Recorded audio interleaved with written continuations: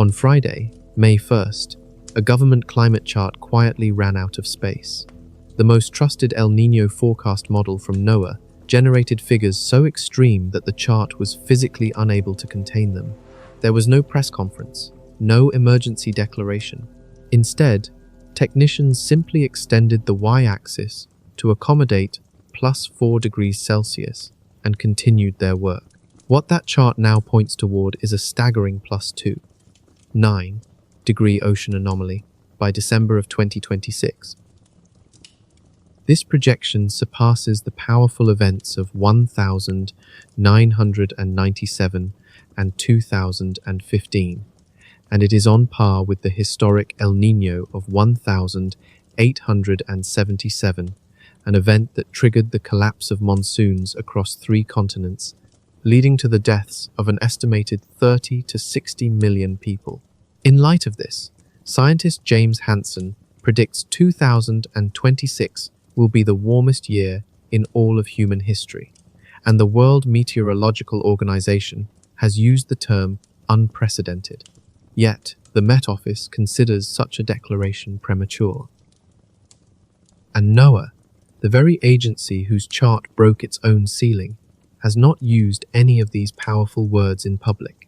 The data model appears to be screaming a warning, while the institutions tasked with interpreting it are speaking in whispers. This raises a profound question.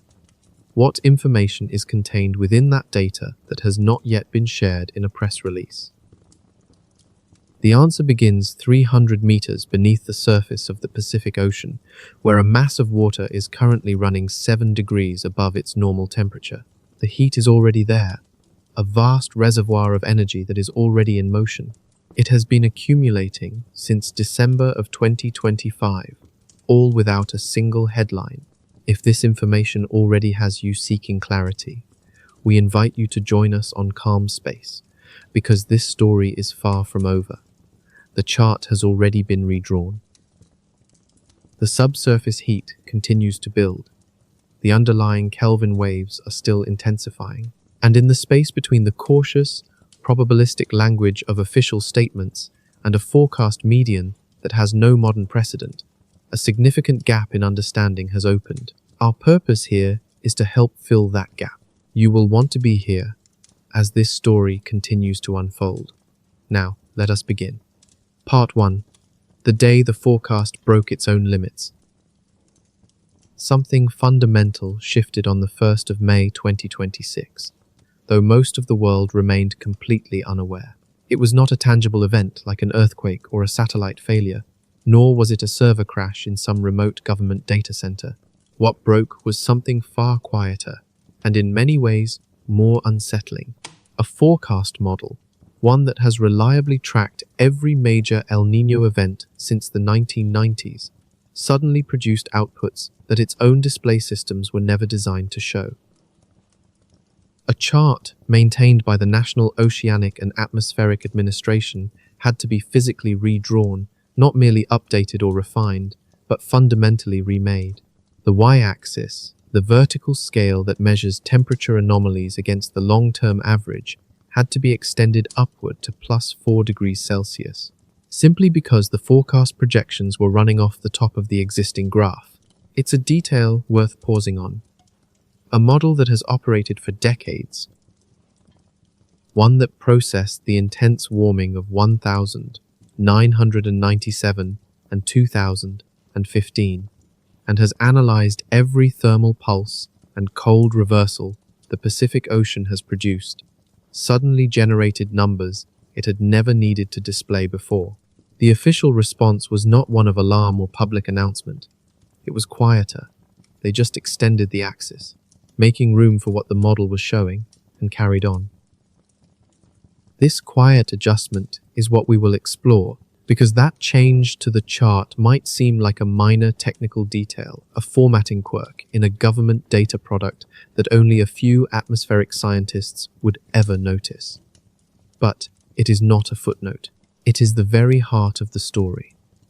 When a forecasting model that has operated for over 30 years without needing to alter its display range suddenly compels a redesign, one must ask a critical question. What did the data reveal that made such a change necessary? And perhaps more importantly, what are the agencies that run these models observing in the physics that they have not yet stated plainly to the public? This tension, the gap between what the data clearly shows and what institutions seem willing to say aloud, is the thread we will follow. It appears everywhere once you begin to look, in the difference between a chart axis and a press release, in the space between a model's full range of possibilities and an official probability, and in the distance between the word unprecedented and the complete sentence it belongs in. It all starts on the 1st of May 2026 with a forecast update that many treated as routine. The model at the center of this is the CFSV2, or Climate Forecast System version 2. This is NOAA's primary tool for seasonal prediction. It functions by running what are called ensemble members, essentially, multiple simulations of the same model, each with slightly different starting conditions. This process generates what forecasters describe as a plume of possibilities. On any given week, this plume would normally appear as a bundle of lines spreading out over time, illustrating the range of potential sea surface temperatures in the equatorial Pacific. The central cluster of lines indicates the most likely outcome, while the outliers show the very edges of what is possible. And the y-axis that contains all of this typically sits within a range defined by past experience. But on May 1st, the plume did not sit comfortably within any established range. Individual model runs were pushing above a +3 degrees Celsius anomaly. This wasn't just a few outliers or a single rogue simulation that could be dismissed as a glitch. Multiple members were climbing into a territory that the model's previous display scale had never needed to include. When enough simulations push that high, the old axis becomes obsolete. You extend it. You make the chart taller, moving the ceiling up to +4 degrees. You keep the model running, because the laws of physics do not care about the limits of your display. When you examine where this new, expanded ensemble is pointing, a specific number consistently emerges, a median oceanic Nino index of approximately +2.9 degrees Celsius for December 2026.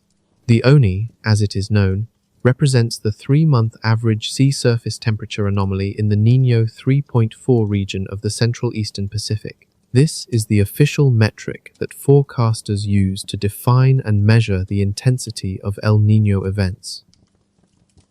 A projected value of +2.9 degrees is an extraordinary figure. If that number does not immediately convey its full significance, allow us to provide the context that will bring its implications into sharp focus. For decades, the very definition of a super El Niño has been shaped by the event of 1997 to 1998. It was a phenomenon that brought catastrophic flooding to California, decimated fisheries along South America's coast, and unleashed droughts across Southeast Asia, fundamentally altering global weather for nearly a year. That historic event reached its peak with an anomaly of approximately +2.4 degrees Celsius on the oceanic Nino index. More recently, the 2015 to 2016 El Niño, which either matched or surpassed the 1,997 event by certain metrics, was also classified as one of the 3 most powerful in modern records, peaking at around +2.6 degrees Celsius. These 2 events serve as our benchmarks, the yardsticks against which all others are measured. When scientists discuss what a major El Niño entails, they are almost always referencing one of these 2 occurrences. This context is what makes the current forecast so startling. The median projection for December 2026 is not just slightly higher, it is +2.9 degrees Celsius. This is not a marginal increase or a simple rounding error between 2 extraordinary events. The difference between a +2.6 and a +2.9 degree anomaly represents a significant physical step up in the amount of heat and energy stored within the Pacific Ocean. What is most unsettling is that this +2.9 figure is not presented as a high end. outlier scenario. Instead, the model shows it as the median, the central expectation around which the entire ensemble of possibilities is clustering. And it is at this precise point that our story shifts from a curious tale about a model behaving strangely to a deeply concerning one about the physical climate system itself. A forecast model does not simply decide to redraw its own charts without a compelling reason. It doesn't generate ensemble members that run off the top of a scale that has been sufficient for 30 years without a powerful underlying cause. Something within the ocean, the atmosphere, or the coupled climate system as a whole has injected an unprecedented amount of energy into this forecast. The result is that the very instrument we rely on to measure these possibilities has run out of room. The true signal, then, is not the chart itself, but the question it forces us to ask: what force is powerful enough to be driving this? Part of the answer lies not in what models are projecting for the future, but in what we can already measure in the present. Real-time data, gathered by instruments physically located in and on the equatorial Pacific Ocean, is painting a picture. In some respects, these direct measurements are even more striking than the model outputs, because they are not hypothetical scenarios. They represent what is already happening. We will return to this data in detail, but first, we must address a crucial question that may already be taking shape. If the CFSV2 model is showing something so extraordinary, are other independent models showing the same thing? Or is this just one instrument behaving erratically while the rest of the scientific community disagrees? This question is of enormous importance. A single model producing an unusual forecast can be attributed to many factors, most of which do not require us to rethink our understanding of the real world. But if multiple, independent modeling systems from different agencies in different countries, all using their own unique numerical methods and data, begin to converge on the same uncomfortable, high-end outcome, then everything changes. Such a convergence would shift the narrative from a potential problem with a model to a potential reality unfolding in our climate. So, we must find out which of these two situations we are facing. The story would be far easier to dismiss if only one model were showing this alarming trend. If the American CFSV2 model was alone in extending its y-axis to accommodate a plus 2.9 degree median, while every other major modeling center was forecasting a moderate El Nino, there would be a reasonable basis for skepticism. Models are known to have inherent warm or cold biases, and systematic errors can be baked into their complex parameterizations and data assimilation schemes. In operational forecasting, a single model running hot while the consensus disagrees is a familiar situation. The standard response is to trust the consensus and simply note the outlier. However, that is not what is happening here. The European Centre for Medium-Range Weather Forecasts, or ECMWF, operates what many experts consider to be the world's most skillful seasonal prediction system. Their C5 ensemble, much like the CFSV2, runs numerous model iterations to generate a plume of possible future outcomes. The story it tells is remarkably consistent with the American model. Every single member of the ECMWF ensemble is predicting the development of an El Nino, not a strong majority, but all of them. And when we examine the upper spread of that ensemble, we find it mirrors what the US, the model is showing, with the plume extending into territory of plus 3 degrees Celsius and even higher for the event's peak. The Copernicus Climate Change Service ensemble, coordinated through the European C3S framework, paints the same picture, with its forecast members also clustering in ranges that, in any historical context, would be considered extreme. Beyond the temperature anomalies, the institutional probability figures tell their own compelling story. NOAA's Climate Prediction Center has placed the probability of an El Nino emerging this spring at 61%. with the probability of it persisting through the critical northern hemisphere winter at between 88% and 94%. The International Research Institute for Climate and Society at Columbia University, which runs its own independent multi-model forecast, puts the near-term development probability at roughly 70%. These are not cautious, hedged bets. These numbers signal a high degree of confidence from forecasters that this event is coming. Now, let us hold both of these facts in our minds at once. We have institutional models declaring an 88% to 94% probability of a persistent El Niño through winter. We have ensemble plumes from the world's top forecasting centers reaching into +3 degrees and beyond, with the ECMWF showing unanimous agreement on its development.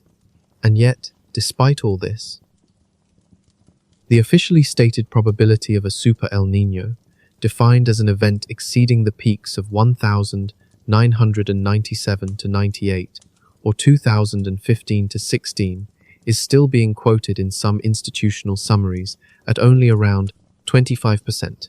How can we reconcile these two things? How can an event that the model's central tendency is pointing squarely at be given such seemingly low official odds? This is the paradox at the heart of the current forecast. The answer lies within the shape of a probability distribution, a concept in forecasting that can seem counterintuitive at first glance, but one that holds significant weight. When an ensemble of climate models generates a range of possible outcomes, the official probability for an extreme event is typically the fraction of models that surpass a specific threshold. For example, if a super El Niño is defined by exceeding a +1.5 degrees Celsius anomaly, and 60% of the models in the ensemble do so, the public forecast is a 60% probability. This seems straightforward. However, in deeply complex and non-linear systems, such as the Earth's interconnected ocean and atmosphere, these forecast distributions are rarely symmetric. They do not form a perfect bell curve, but are instead often skewed, meaning the tail of possibilities extends much further in one direction than the other. What forecasters and analysts have now explicitly noted is that the upper tail of the current El Niño forecast distribution is stretching further and faster than the lower tail. The models are not simply becoming more uncertain in a balanced way. They are drifting asymmetrically toward the high end of possible outcomes. This creates a challenging situation, which climate journalist Jeff Berardelli has articulated with clarity. When the central tendency of your forecast, the median outcome, is already situated in record territory at +2.9 degrees, the probability you assign to a super El Niño depends entirely on how you define it. At such a high anomaly, you are already in the same league as the strongest El Niños in modern history. The labels we use are simply trying to catch up to a distribution that has already moved beyond our historical reference points. In practical terms, this means the language we use for probability has not yet caught up to what the underlying physics of the system is suggesting. The institutional figures are real and correctly calculated by dedicated scientists.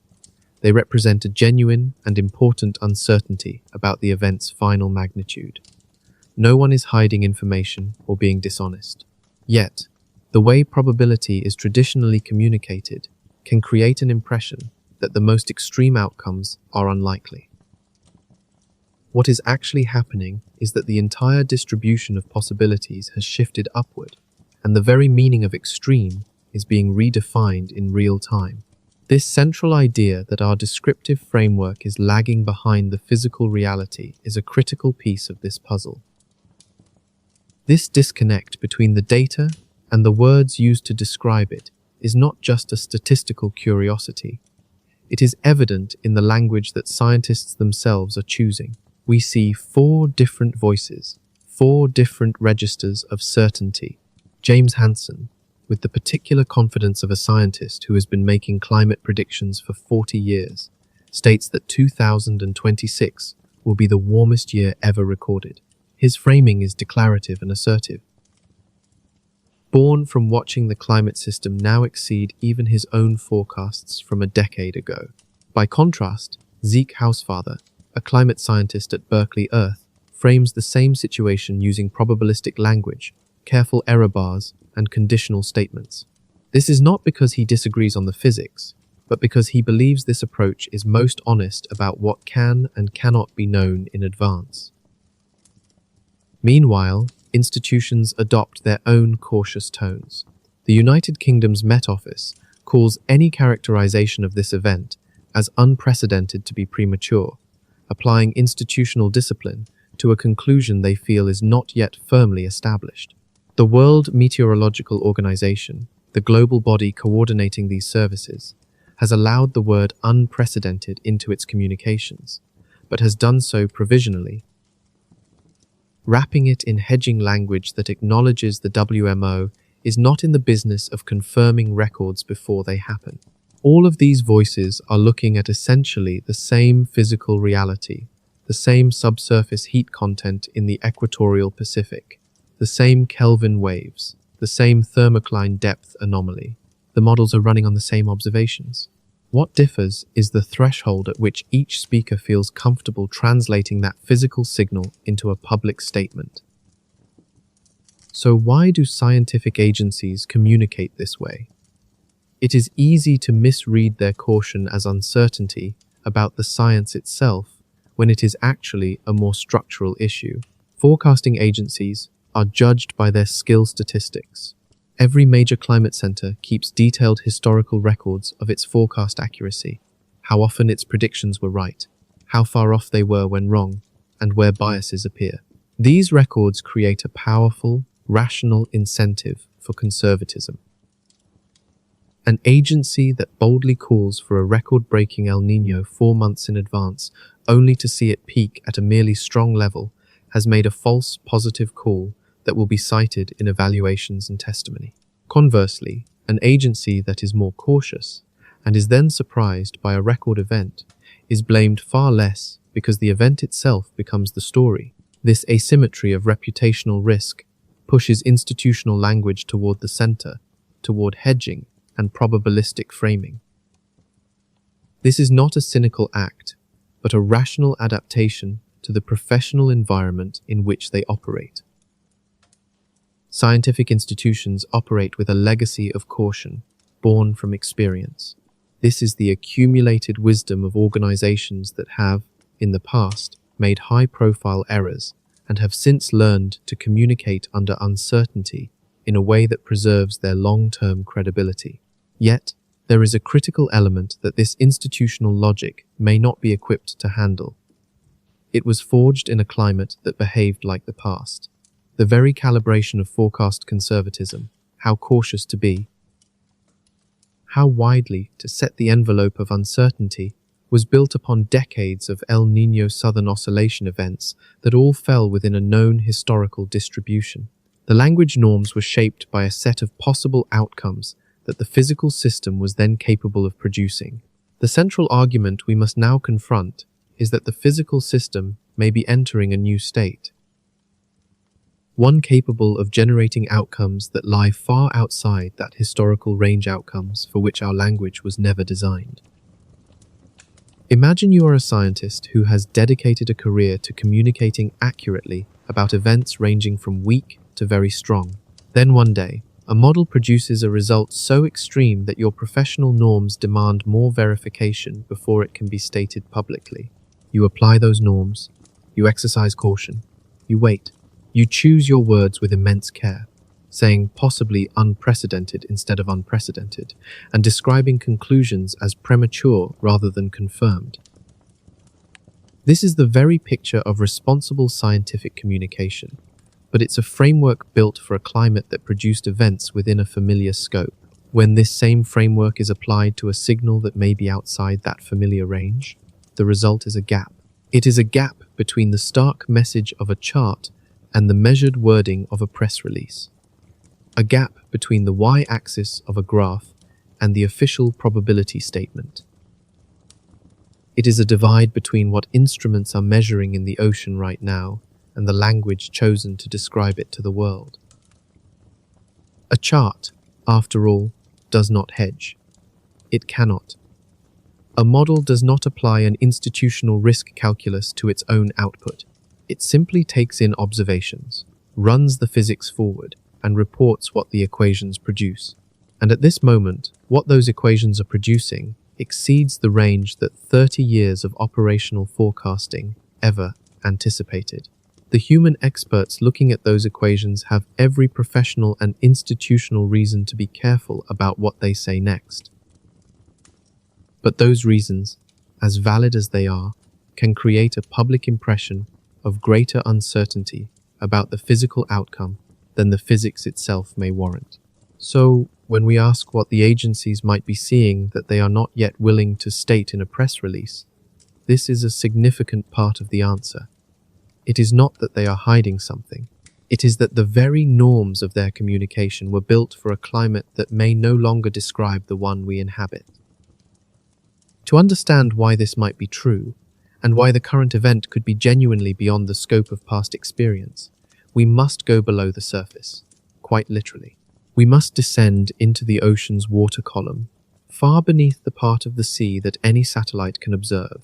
It is there, in the depths, that the real story of this El Niño has been building since at least December of 2025. Part 4. The subsurface anomaly that changes everything. For a moment, let us forget the surface. When El Niño is discussed, the conversation nearly always revolves around sea surface temperatures.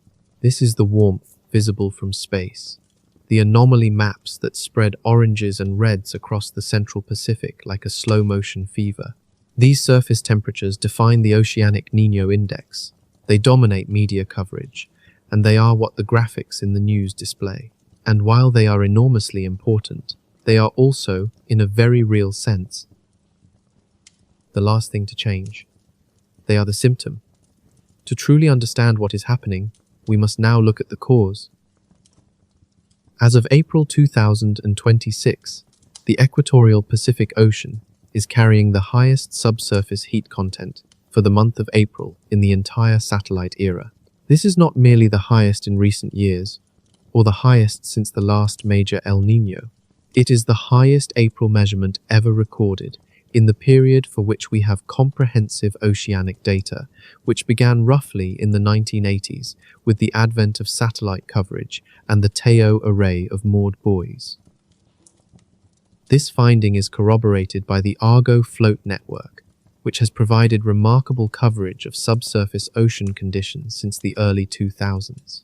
The Godus assimilation system, which synthesizes all these observations into a coherent, three-dimensional picture of the ocean's thermal state, shows it with unmistakable clarity.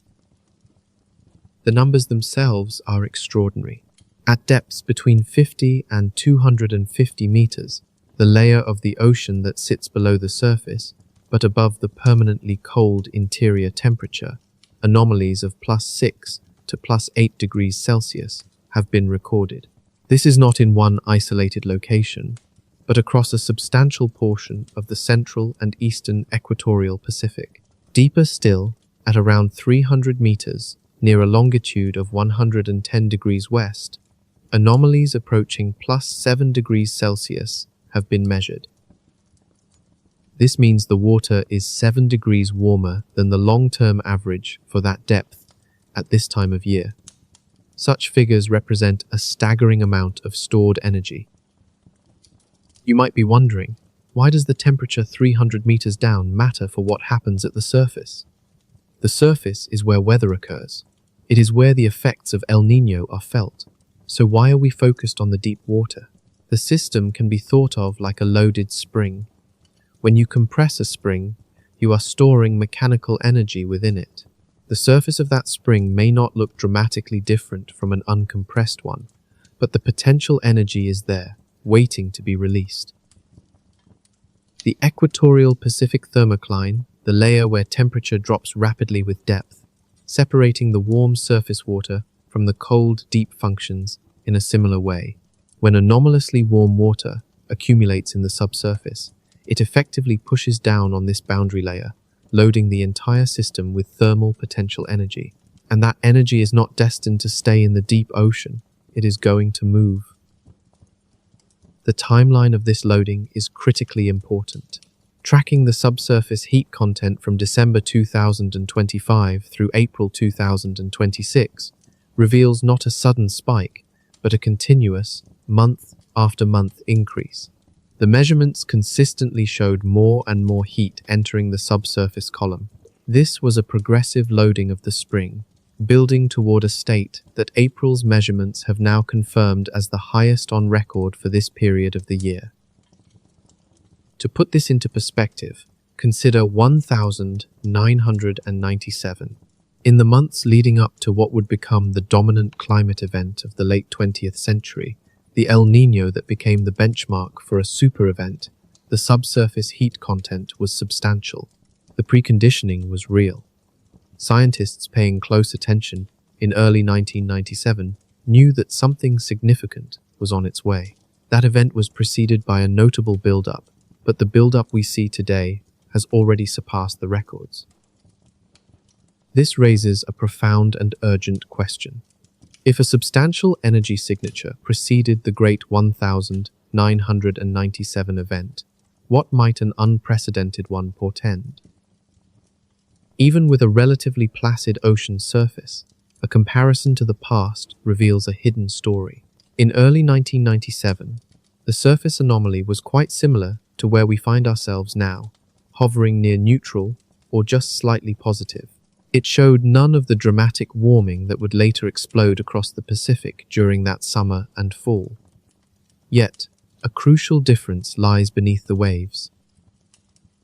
The subsurface ocean in April 2026 is carrying a significantly greater heat content than it did in April of 1997. Today, the surface anomaly sits at a modest plus 0.23 degrees Celsius, a figure that, on its own, would hardly raise an alarm. One might not even consider it grounds for an El Nino watch. But this disconnect between a calm surface and a record-breakingly warm subsurface is not a contradiction. It is, instead, a timeline. The system is signaling that the heat is already present, stored deep below what our satellites can see, and it has begun its inexorable journey upward. This ascent is not instantaneous, but the physics governing how the Pacific transports heat from the depths to the surface is well understood. The ultimate direction of this energy transfer is not in doubt. It is a case of preconditioning on an unprecedented scale. That phrase, preconditioning at record levels, deserves a moment of reflection, as its physical significance can be lost in the abstraction of data points and anomalies. In practical terms, it means the raw thermal energy that fuels an El Nino event is already in place. This vast reservoir of heat in the equatorial Pacific, which is drawn to the surface by shifts in wind and ocean currents, is larger as of April 2026 than at any other point for this time of year in our entire satellite record. This extraordinary build-up has occurred before the event has even fully taken shape, before the surface has begun its dramatic warming, and before the forecast models have been verified by reality. This is precisely why the forecast charts appeared to break. It is the reason the NOAA plume model required its vertical axis to be extended all the way to plus 4 degrees Celsius. This was not the result of a model glitch, a parameterization error, or some numerical artifact within the CFSV2 system. It was a necessary adjustment, driven by the observational data itself. The measured state of the equatorial Pacific right now is so extreme that it makes a plus 4 degree outcome physically plausible in a way it has never been before in the operational history of these forecasts. If the immense heat in the subsurface is a loaded spring, then we must understand the mechanism that releases it. How, precisely, does the thermal energy currently sitting at a depth of 300 meters find its way to the surface, powerful enough to produce a forecast reading like plus 2.9 degrees? The answer is that the very mechanisms of this heat transport the specific physical processes carrying warmth from the depths are themselves exhibiting signals unlike anything observed in the satellite era. This brings us to a phenomenon physicists have termed the Kelvin wave. This is not a surface wave of the kind you might see at the beach, but a massive subsurface disturbance. It propagates eastward along the thermocline, the boundary between warm surface and cold deep water, at several meters per second. Its cargo is a pulse of warm water, carried across the entire breadth of the Pacific Ocean. These are known as downwelling Kelvin waves. And their effect on an El Niño is akin to throwing gasoline on a fire. They amplify it, they accelerate it, and once generated, their forward march is nearly impossible to halt. The sequence of events constructing the current situation began back in December of 2025. Meteorologists observed what is known as a westerly wind burst, or WWB. These are powerful episodes where winds blow from west to east, directly opposing the trade winds that typically dominate the equatorial Pacific. This atmospheric disturbance agitates the ocean's upper layer, generating a Kelvin wave that began its journey eastward along the thermocline. Then, in January of 2026, another westerly wind burst occurred, launching another Kelvin wave that trailed the first. The analyst Eric Webb, a particularly rigorous voice in ENSO monitoring, used the metaphor of a freight train to describe this effect, and it is remarkably fitting. Imagine two long freight trains, both moving at high speed in the same direction. If the second train is close enough to the first, and the lead train slows, the second will inevitably run into it. The result is not two separate events, but a single, amplified collision with a combined impact far greater than either would have produced alone. This is the stacking effect, and in the current configuration of the Pacific, multiple downwelling Kelvin waves have been propagating eastward in such close succession that their effects are beginning to compound. To grasp the significance of this disruption, it is helpful to first visualize the Pacific in a normal year. The trade winds reliably blow from east to west, pushing warm surface water toward the western Pacific. This water piles up in what is known as the warm pool near Indonesia and the Philippines. This accumulation of warm water in the west weighs down on the thermocline, pushing it deeper and keeping the heat locked in place. This action simultaneously tilts the entire thermocline across the ocean basin. Consequently, in the eastern Pacific, near South America, the thermocline becomes relatively shallow, allowing cold, deep water to sit much closer to the surface. The marine ecosystems near the Peruvian coast, for example, depend on the nutrients brought up by this constant upwelling of cold, rich water. The onset of an El Niño represents a fundamental breakdown of this entire system. When the trade winds weaken, either through natural atmospheric variability or triggered by an event like a westerly wind burst, the warm water that was piled up in the west begins to slosh back eastward. The tilt of the thermocline relaxes and begins to flatten.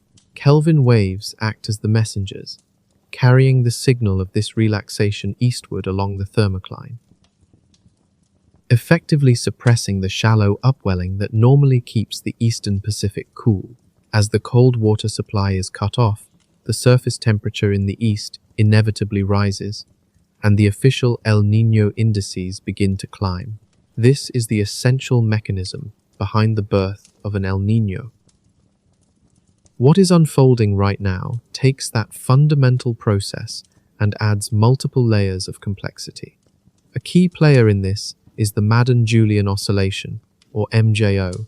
This is a vast, eastward-moving pattern of atmospheric convection that circles the tropics over a period of roughly 30 to 60 days, and it plays a significant role in generating the westerly wind bursts that initiated this chain of events. The intricate interactions between the MJO, these wind bursts, and the existing state of the ocean are notoriously difficult to predict far in advance, which is why all seasonal El Niño forecasts carry a degree of uncertainty. However, the current pattern reveals a system that has been subjected to repeated forcing from westerly wind bursts over a period of months. Each burst has generated another successive Kelvin wave, with each new wave adding its energy to the cumulative signal moving eastward. The resulting stacking effect is not merely additive. It is a compounding force, raising profound questions about the ultimate power of the impending event. The Pacific Ocean is currently primed with an unprecedented amount of subsurface heat. Against this backdrop, every incoming Kelvin wave delivers an additional pulse of warmth to the eastern basin, creating a powerful compounding effect. Each wave of warm water arrives in an ocean that has already been conditioned by the ones before it, and by the extraordinary heat that was present even before the first westerly windburst occurred. In this sense, the system is not merely building momentum. It is already operating with a significant charge. This is where the true uncertainty for forecasters lies, as the path forward now hinges almost entirely on the behavior of the winds. For the stacking of Kelvin waves to continue, westerly windburst activity must persist. Should the Madden-Julian oscillation enter a phase that quiets these winds for a prolonged time, this forcing will diminish. While the waves already traveling across the ocean will complete their journey and warm the eastern Pacific, the sustained atmospheric push needed to elevate this event from very strong to truly record-shattering is not a certainty. Unlike the ocean, which changes slowly, the atmosphere can shift its patterns in a matter of weeks. The question is not whether an El Niño is forming that is all but assured. The real unknown is its ultimate magnitude, which depends on the atmosphere's continued collaboration. The ocean has played its hand. The heat is locked in. The outcome between now and December 2026 will be determined by whether the atmosphere continues to fuel a system already loaded beyond any modern precedent. Beyond the sheer scale of this developing event, another anomaly is capturing the attention of scientists, one that causes a different kind of unease. It is not a question of magnitude, but of timing. The sheer velocity at which this event is unfolding is something that our climate models were not designed to anticipate.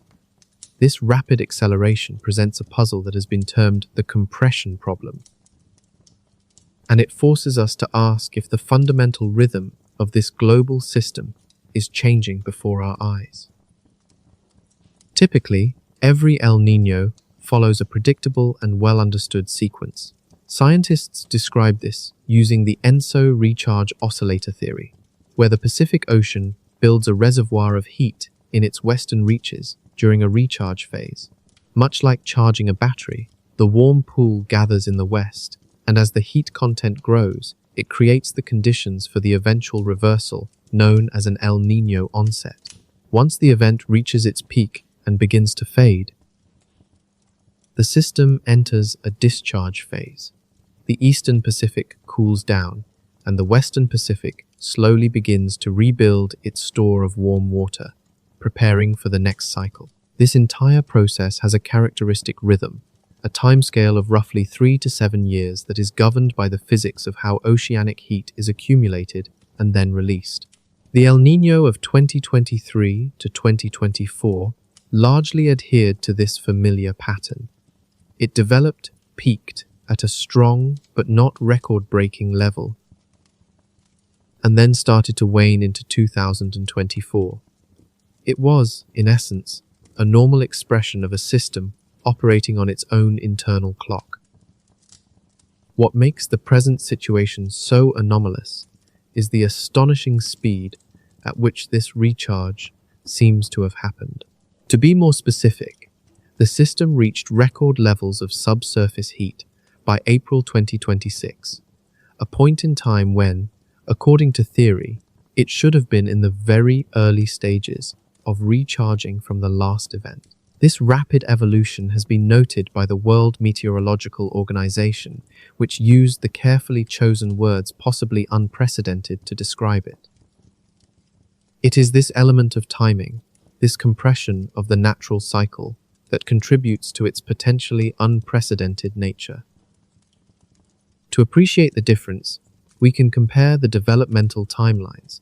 The 2023-2024 event took approximately 14 months to progress from its onset to its peak. In stark contrast, the current event's development, from the first signs of subsurface heat loading to its projected peak in December 2026, is being compressed into a time frame closer to just 8 months. This represents a fundamentally different timescale, suggesting a system that is no longer adhering to the expected pacing of the recharge oscillator. This deviation raises a critical question that scientists are now urgently trying to answer. Why is this happening so fast?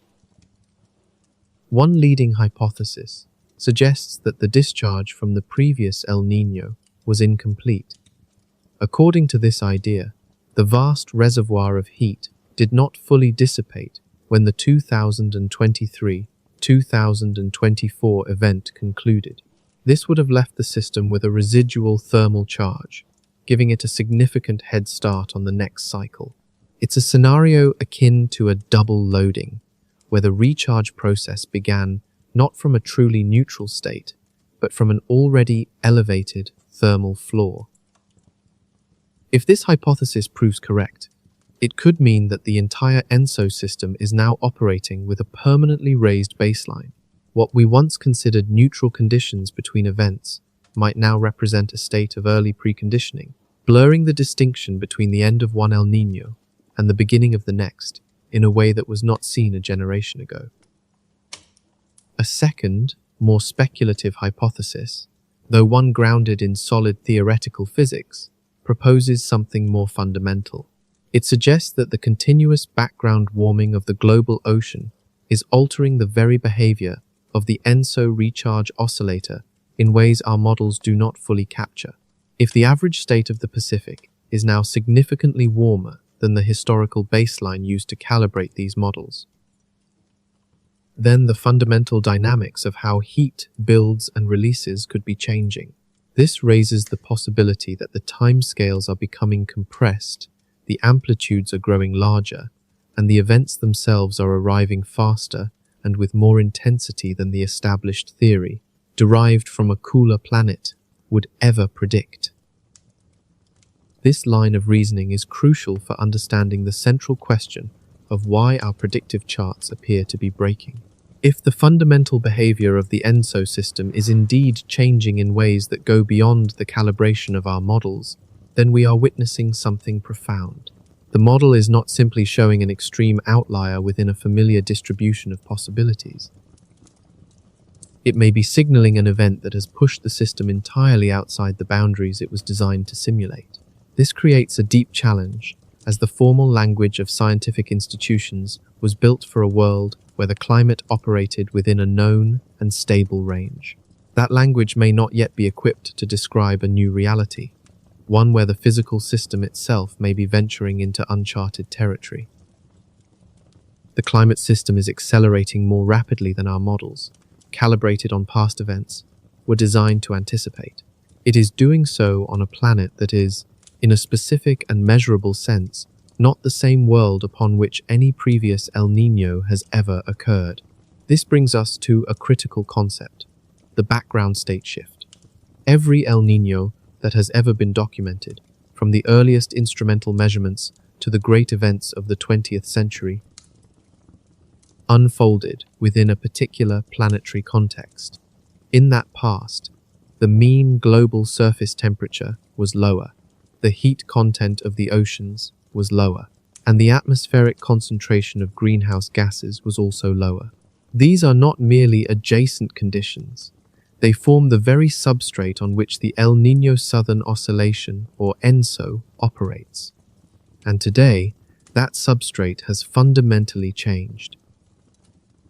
The global mean surface temperature in 2026 sits roughly 1.4 to 1.5 degrees Celsius above the pre-industrial baseline, with the exact figure varying by dataset and the definition of pre-industrial.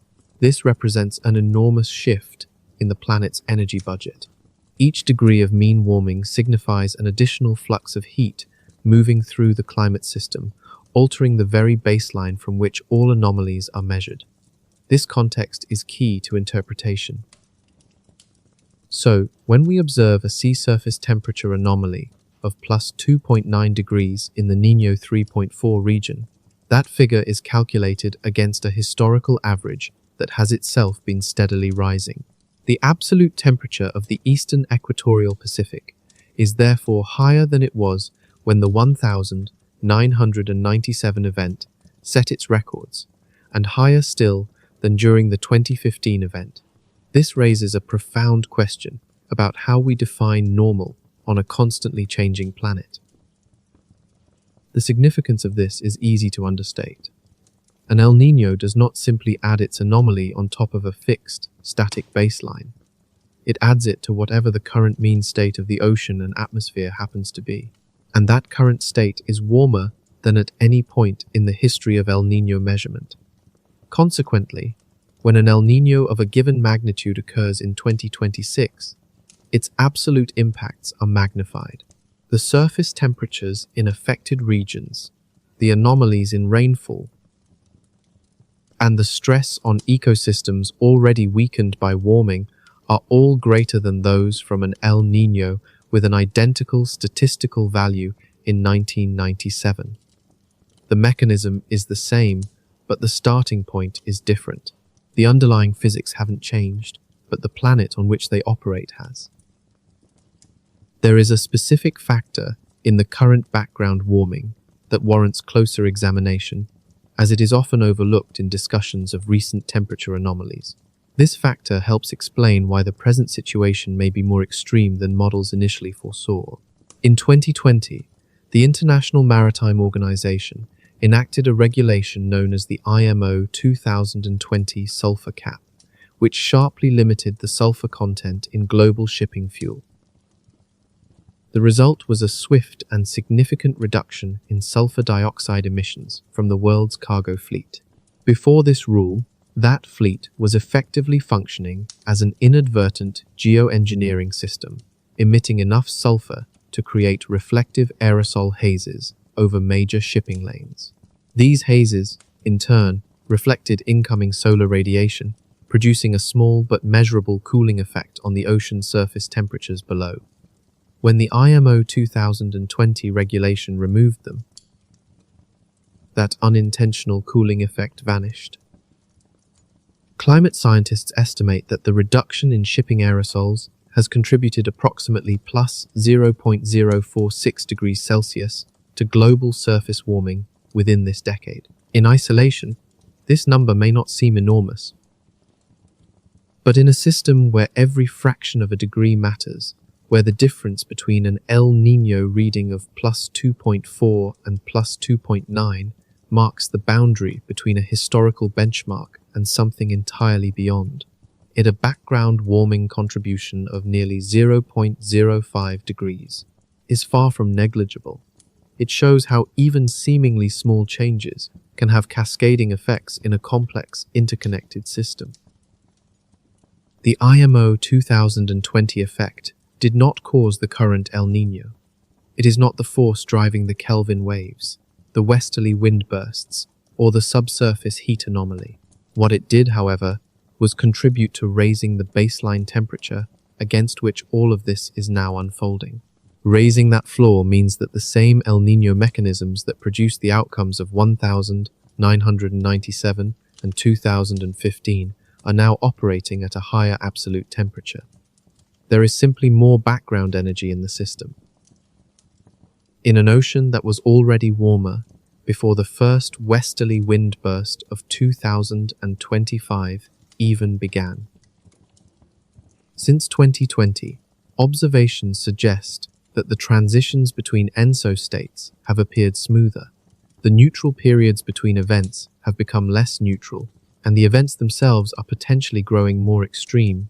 This is not yet a proven causal chain. Attribution science in a complex climate system is difficult, and the papers connecting these phenomena are still navigating the rigorous process of peer review and scientific debate. However, the observational record since 2020 remains consistent with the hypothesis that something in the background state has shifted, altering how ENSO events develop and reach their peak. If we put all of these pieces together, a clearer picture emerges. We see record-breaking subsurface heat content, a compressed development timescale, multiple stacked Kelvin waves, and a background mean state that is warmer than anything encountered by a previous El Niño in the instrumental record. This is the data the CFSV2 model was ingesting when it produced an ensemble forecast that ran off the top of its own chart. This is the reality behind the extension of the y-axis on our graphs. And all of this is what makes the question of how extreme this event might become so genuinely difficult to answer, not because the science is unclear, but because the physics may now be producing an outcome that the historical record can no longer fully constrain. This brings us to the question we have been building toward. It is not whether an extreme event is coming, nor whether the models agree, nor whether the institutions are communicating it effectively. The essential question is what the word extreme truly means in the context of this specific event, on this specific planet, at this specific moment in time. To answer that, we must look to the most extreme comparison that climate science has available, the one that sits at the absolute outer edge of what El Niño has ever been documented to produce. Part 8. The 1877 comparison. There is an event in climate history that resides at the very edge of the record, not just the edge of the satellite era or the 20th century instrumental period, but at the edge of what can be reconstructed from historical ship logs, coral proxy records, and colonial administrative documents that managed to survive the decades. This is the El Niño of 1877 to 1878. If you have not heard of it, that is partly because the history of this event is inseparable from what it did to the people who lived through it, and that history is not something discussed as casually as a weather record. The catastrophic event that became known as the Great Drought was born from the 1877 to 1878 El Niño, which triggered a near-simultaneous failure of monsoon seasons across South Asia, Brazil, China, and parts of sub-Saharan Africa. This devastating disruption of rainfall patterns unfolded across 3 continents during an era of colonial governance. With policies prioritizing export production over local food security, relief efforts were systematically denied or delayed. The result, as estimated by historians of climate and colonialism, was a staggering loss of life, somewhere between 30 and 60 million people. This is not a minor detail in history. It stands as one of the deadliest climate-related disasters ever recorded.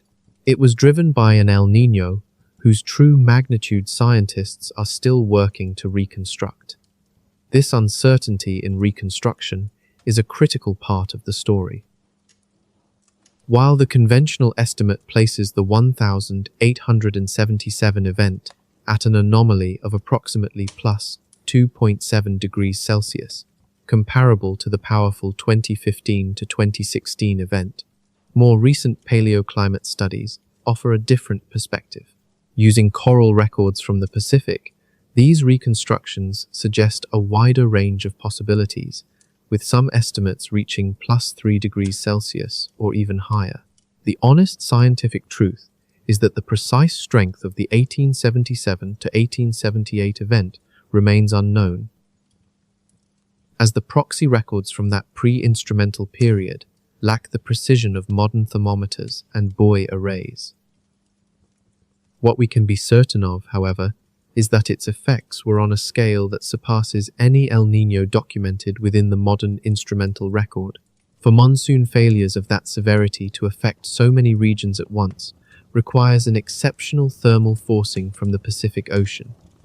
This historical context is what makes the current forecast so significant. The median projection of plus 2.9 degrees Celsius sits just above the conventional reconstruction of the 1877 event and falls squarely within the upper range of uncertainty from proxy reconstructions. This means we are now approaching the territory of the most powerful El Niño known to have occurred in recorded climate history. It is crucial to understand that this comparison does not imply the impacts would be identical. The world of today is profoundly different from that of 1877, with vastly changed global food systems, communication networks, water infrastructure, and disaster response capabilities. Yet, we cannot dismiss the comparison of magnitude, because the underlying physical forcing is what dictates the behavior of the atmosphere and ocean, regardless of how human systems might react. The comparison tells us that the current forecast places this developing event in the same category as the strongest El Niño that human civilization has ever documented. This fact alone helps clarify why the forecast charts appear so extreme and why the language from scientific agencies is so carefully hedged. When they use terms like premature and possibly unprecedented, they are not being evasive. They are grappling with the immense challenge of describing a situation that has no modern analog, a phenomenon that falls outside the probability distributions used to calibrate their standard communication. This is where an honest discussion of the forecast's potential fallibility becomes essential. The most extreme projection is not a certainty, and understanding the reasons it might not come to pass is just as important as understanding why it might. Forecasters have a specific name for this time of year in the context of El Niño prediction: the spring predictability barrier. It is a well-documented, well-understood, and genuinely frustrating feature of the forecasting process. It means that predictions made during the April to June window systematically demonstrate lower skill than those made in later months. The reason for this is rooted in the complex dynamics of ocean-atmosphere coupling. During the Northern Hemisphere's spring, the equatorial Pacific tends to enter a state where it is less sensitive to atmospheric forcing. This reduces the signal-to-noise ratio in observational data, meaning that even small errors in a model's initial conditions can amplify into large divergences in the final forecast. The challenge is not a lack of information. Forecasters have as much satellite coverage and as many buoy readings as any other time of year. Rather, the ocean's response to the atmospheric forces it receives during this window is inherently less predictable. The coupling is weaker, and the signal is simply harder to read. This implies that a May forecast for the following December, even one driven by record subsurface heat and strong model consensus, carries more uncertainty than the raw numbers might suggest. The spread of the ensemble models is one measure of this uncertainty, but the spring predictability barrier introduces a structural uncertainty that the spread alone cannot fully capture. Then there is the issue of a known warm bias. The CFSV2, the model from NOAA that produced the dramatic forecast we've discussed, has a documented tendency to run warm in its El Niño predictions. This bias has been characterized as an overestimation of roughly plus 0.2 to plus 0.5 degrees Celsius in early forecasts. While that may not sound like much, it is not a trivial number. If we take the central forecast of plus 2.9 degrees Celsius and apply a conservative bias correction of 0.3 degrees, we arrive at a corrected estimate of plus 2.6 degrees Celsius. This adjusted figure still corresponds to one of the 2 or 3 strongest El Niño events in the modern instrumental record. The crucial point and the key insight that remains even after applying the most aggressive corrections for bias and uncertainty is that the conservative case still points toward an extreme event. Even if you account for every systematic warm bias, inflate the uncertainty envelope, and keep the spring predictability barrier firmly in mind, you still arrive at a central estimate that sits at or very near the top of the modern record. So, the question is not whether this will be a major El Niño. The models are in agreement on that, with 88% to 94% probability. The question is just how major will turn out to be. And critically, this is a situation where the shape of the probability distribution matters more than its mean. The potential for the forecast to be an overestimation is not symmetrical with its potential for being an underestimation.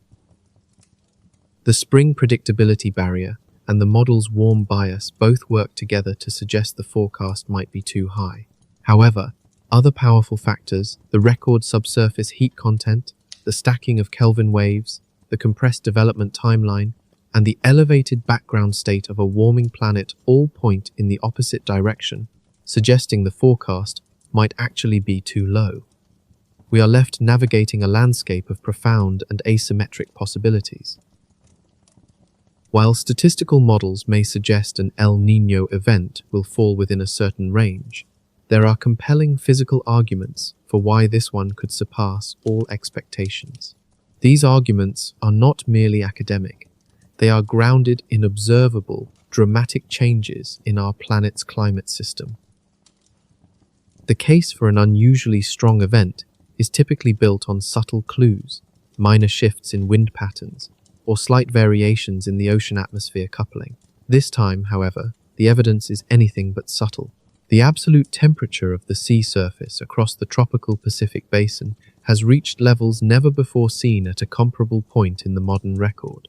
This is not just about the anomaly or the deviation from average, but the total heat present. This distinction is critical because the atmosphere's response to ocean warming is not linear. Atmospheric convection, the engine of thunderstorm activity that drives the large-scale weather patterns modified by ENSO, is highly sensitive to absolute sea surface temperatures. At these new, higher baseline temperatures, the atmosphere reacts more powerfully to the same degree of anomalous warming. An identical anomaly value in 2026 will therefore trigger a more intense atmospheric response than it did in 1997, simply because the foundational temperature is higher.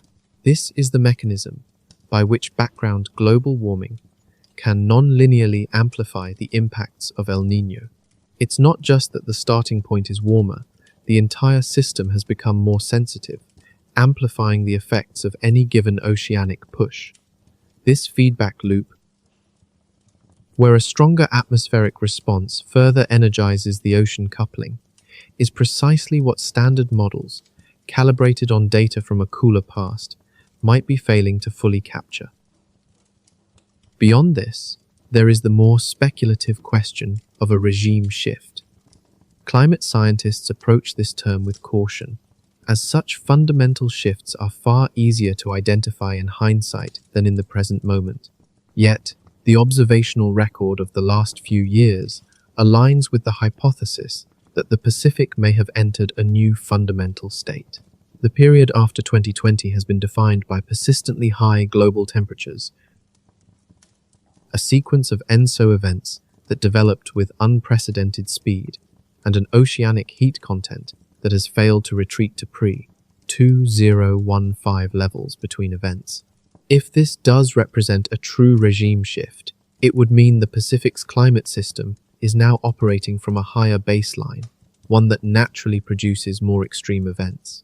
In this context, the current forecast would not be an extreme outlier in an old dataset, but rather the first data point in a new, more volatile distribution. This idea is also connected to the wider scientific debate over climate sensitivity, that is, how much our planet will ultimately warm in response to a doubling of atmospheric carbon dioxide. If, as some evidence suggests, Earth's climate sensitivity is on the higher end of the estimated range, then the warming that has already occurred is greater than many models assume. The elevated background state we are currently observing would be a clear sign of this high sensitivity world. In such a world, ENSO events are now unfolding upon a much warmer mean state than even the current generation of climate models can fully simulate. A phrase that captures this profound possibility is one that deserves to be remembered. This event may not be an outlier, it may be a preview. It would not be a preview of the next Super El Niño 5 or 7 years from now, but a preview of what all El Niño events will look like from this point forward. It is a first glimpse of the new distribution of ENSO in a climate that has fundamentally changed. If this is true, then the chart that NOAA was forced to extend on the 1st of May 2026 was not altered because of a single, unusual occurrence. It was extended because the old chart was no longer adequate for the world we now inhabit, a reality we only discovered when the models finally showed us. Turning to the direct impact on our planet's temperature, Scientist James Hansen has stated that 2026 will be the warmest year on record. It is worth pausing to understand the basis of this claim and why other scientists, while agreeing with the underlying physics, might frame it differently. The connection between El Niño events and global temperature records is complex.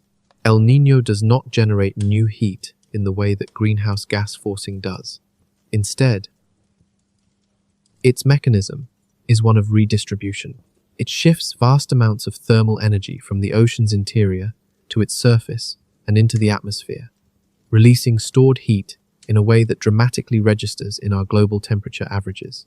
This is precisely why the warmest years in modern history have so often followed the peak of an El Niño. The year 1998 became the warmest on record after the 1997-98 event, just as 2016 took the title, following the event of 2015-16. The pattern is consistent and well documented. A crucial element in this pattern is the time lag. The peak global temperature response to an ENSO event typically arrives about 6 to 12 months after the El Niño itself has peaked.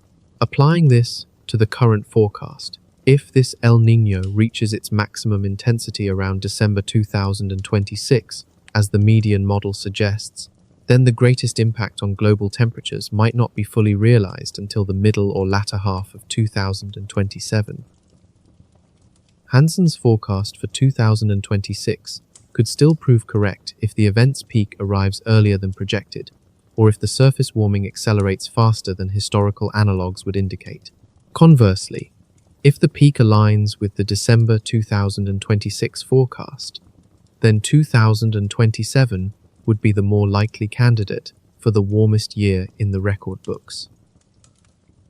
Ultimately, the debate over whether the record will fall in 2026 or 2027 tends to obscure a more fundamental point. The specific timing is less important than the near certainty of the outcome. A new global temperature record will be set, driven by an El Niño event that models project maybe beyond anything in modern instrumental history, all occurring on a background baseline that is already the highest ever measured. This is where we see a gap in communication. The institutions that say it is premature to call the full magnitude of the event are, in a technical sense, correct. At the same time, the scientists who state that 2026 or 2027 will be a record warm year are, in a predictive sense, almost certainly correct as well. The space between these two positions is the very same gap in understanding that we began this journey to explore. The emerging data charts are beginning to tell a story that official press releases have not yet fully captured. This narrative complicates the question of setting new temperature records, beginning with the baseline set in 2024. That year was itself a record breaker for warmth, a peak established upon the fading influence of the last El Niño and the planet's elevated background temperature. This means that for the projected 2027 peak to be a new record, it must surpass a much higher threshold than the 2016 event had to overcome. Such a statistical reality paints a clear picture of a progressively warming climate where breaking consecutive records becomes increasingly difficult because each milestone raises the bar. Yet, the physical energy driving the current event, should it materialize near the median forecast, is considerably more powerful than the forces that produced the 2024 record. Beyond the immediate impacts, a crucial feedback loop often escapes widespread attention. This mechanism links El Niño events to the very concentrations of atmospheric greenhouse gases that are, in turn, making them more intense. The pathway runs through the global carbon cycle, and its activation can transform a temporary weather pattern into a phenomenon with lasting consequences for the pace of climate change. We have seen this before. The powerful El Niño of 2015-2016, for instance, generated a distinct surge in the annual growth rate of atmospheric carbon dioxide. This raises the question of how a stronger event, might affect this delicate balance. The engine for this feedback is in the tropics. During an El Niño, drought descends upon typically wet regions like Indonesia, the Amazon basin, and parts of Central Africa. Here, vast forests that act as enormous sponges for atmospheric CO2 begin to suffer. Photosynthesis slows, soils become parched, and sometimes start to release their own CO2 as organic matter decomposes. The situation can be worsened by fire, as seen during the 2015-2016 event. The Indonesian peat fires of 2015, for example, unleashed a staggering quantity of stored carbon that had been locked away for centuries, a stark reminder of the power hidden in these ecosystems. Then, in 2023, a concerning development was observed. The Amazon basin, ordinarily one of the planet's most significant carbon sinks, reversed its function. Instead of absorbing CO2, the drought-stricken and, in some places, burning rainforest began to release it. A vital sink had temporarily become a source.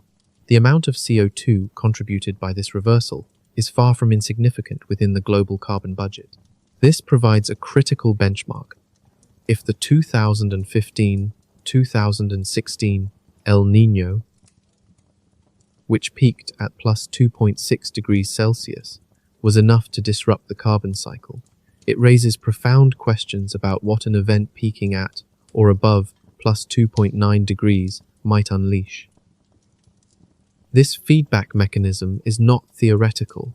It has been documented twice during the satellite era. The urgent question now is whether a stronger El Niño, acting upon ecosystems already weakened by years of high temperatures and drought, will trigger a carbon response that is simply proportionally larger or one that is non-linearly greater. Here, the compression problem re-emerges. If powerful events are becoming more frequent, striking regions before they can recover, the resulting carbon feedback might not scale predictably. It could instead begin to cascade. This implies the legacy of this El Niño, measured by CO2 growth, could persist long after its temperature peak, feeding back into the warming that created it.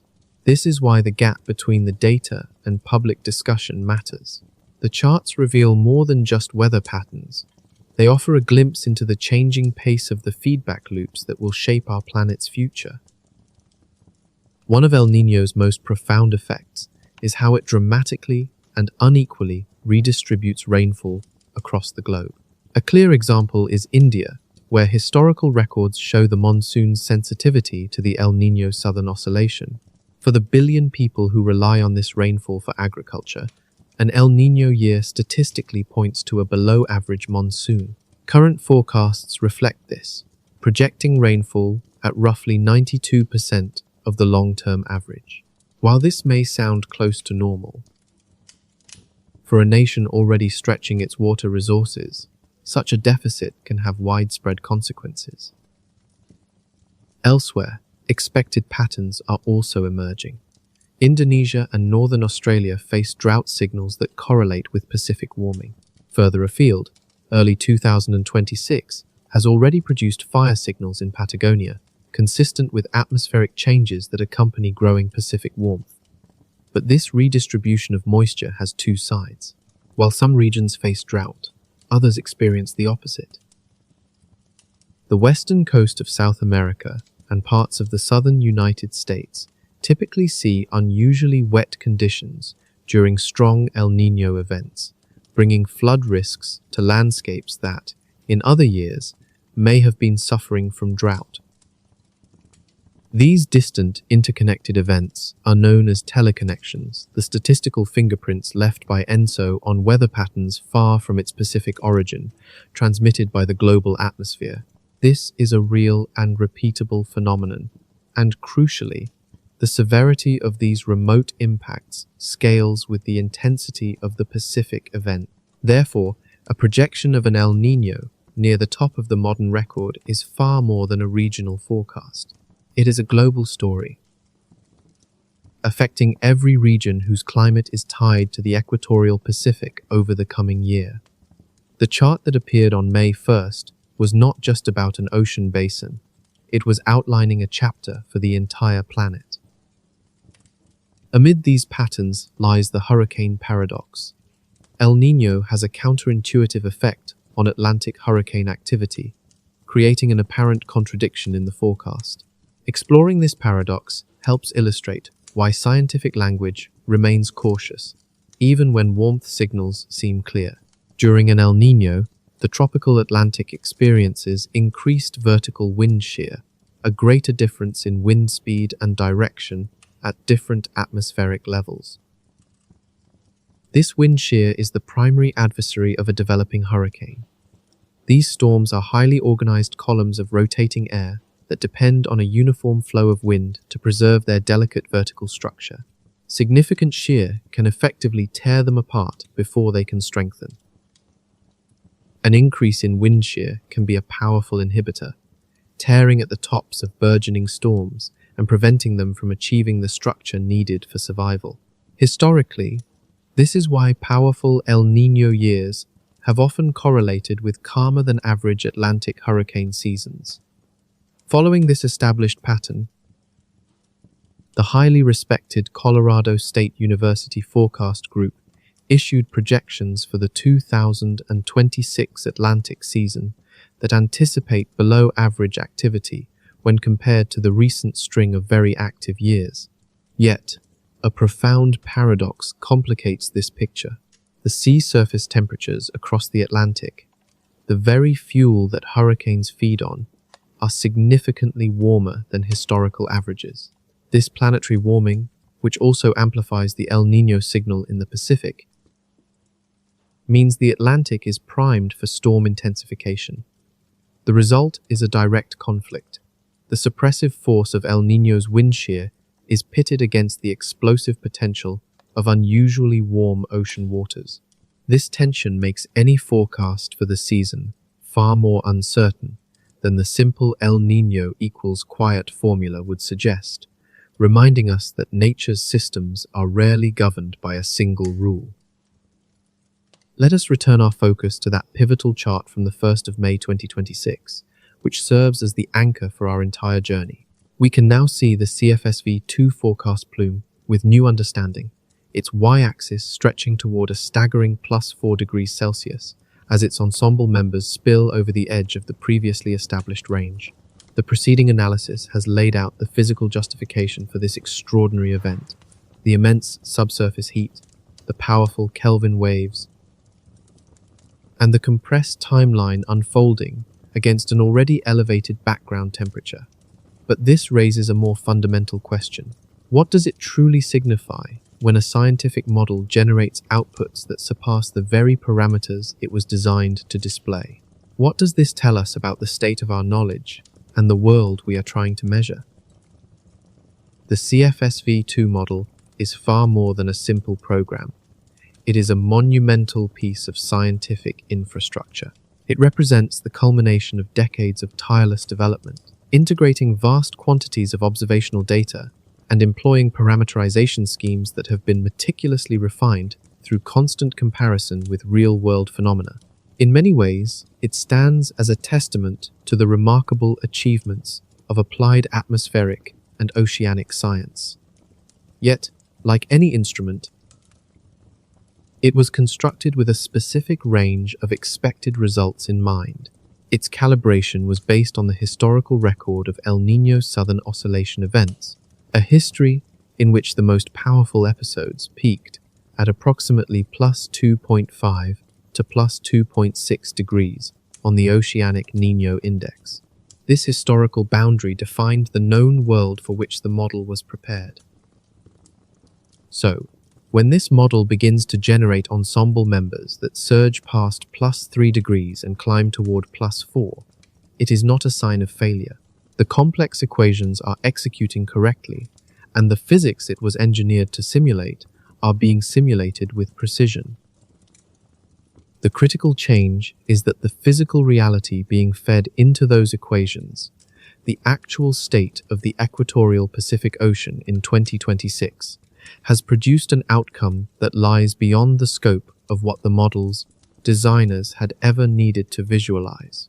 They did not build a y-axis that extended to +4 degrees because, based on all available history, they never had a reason to. It is akin to a thermometer built for a temperate climate, suddenly finding itself in a furnace.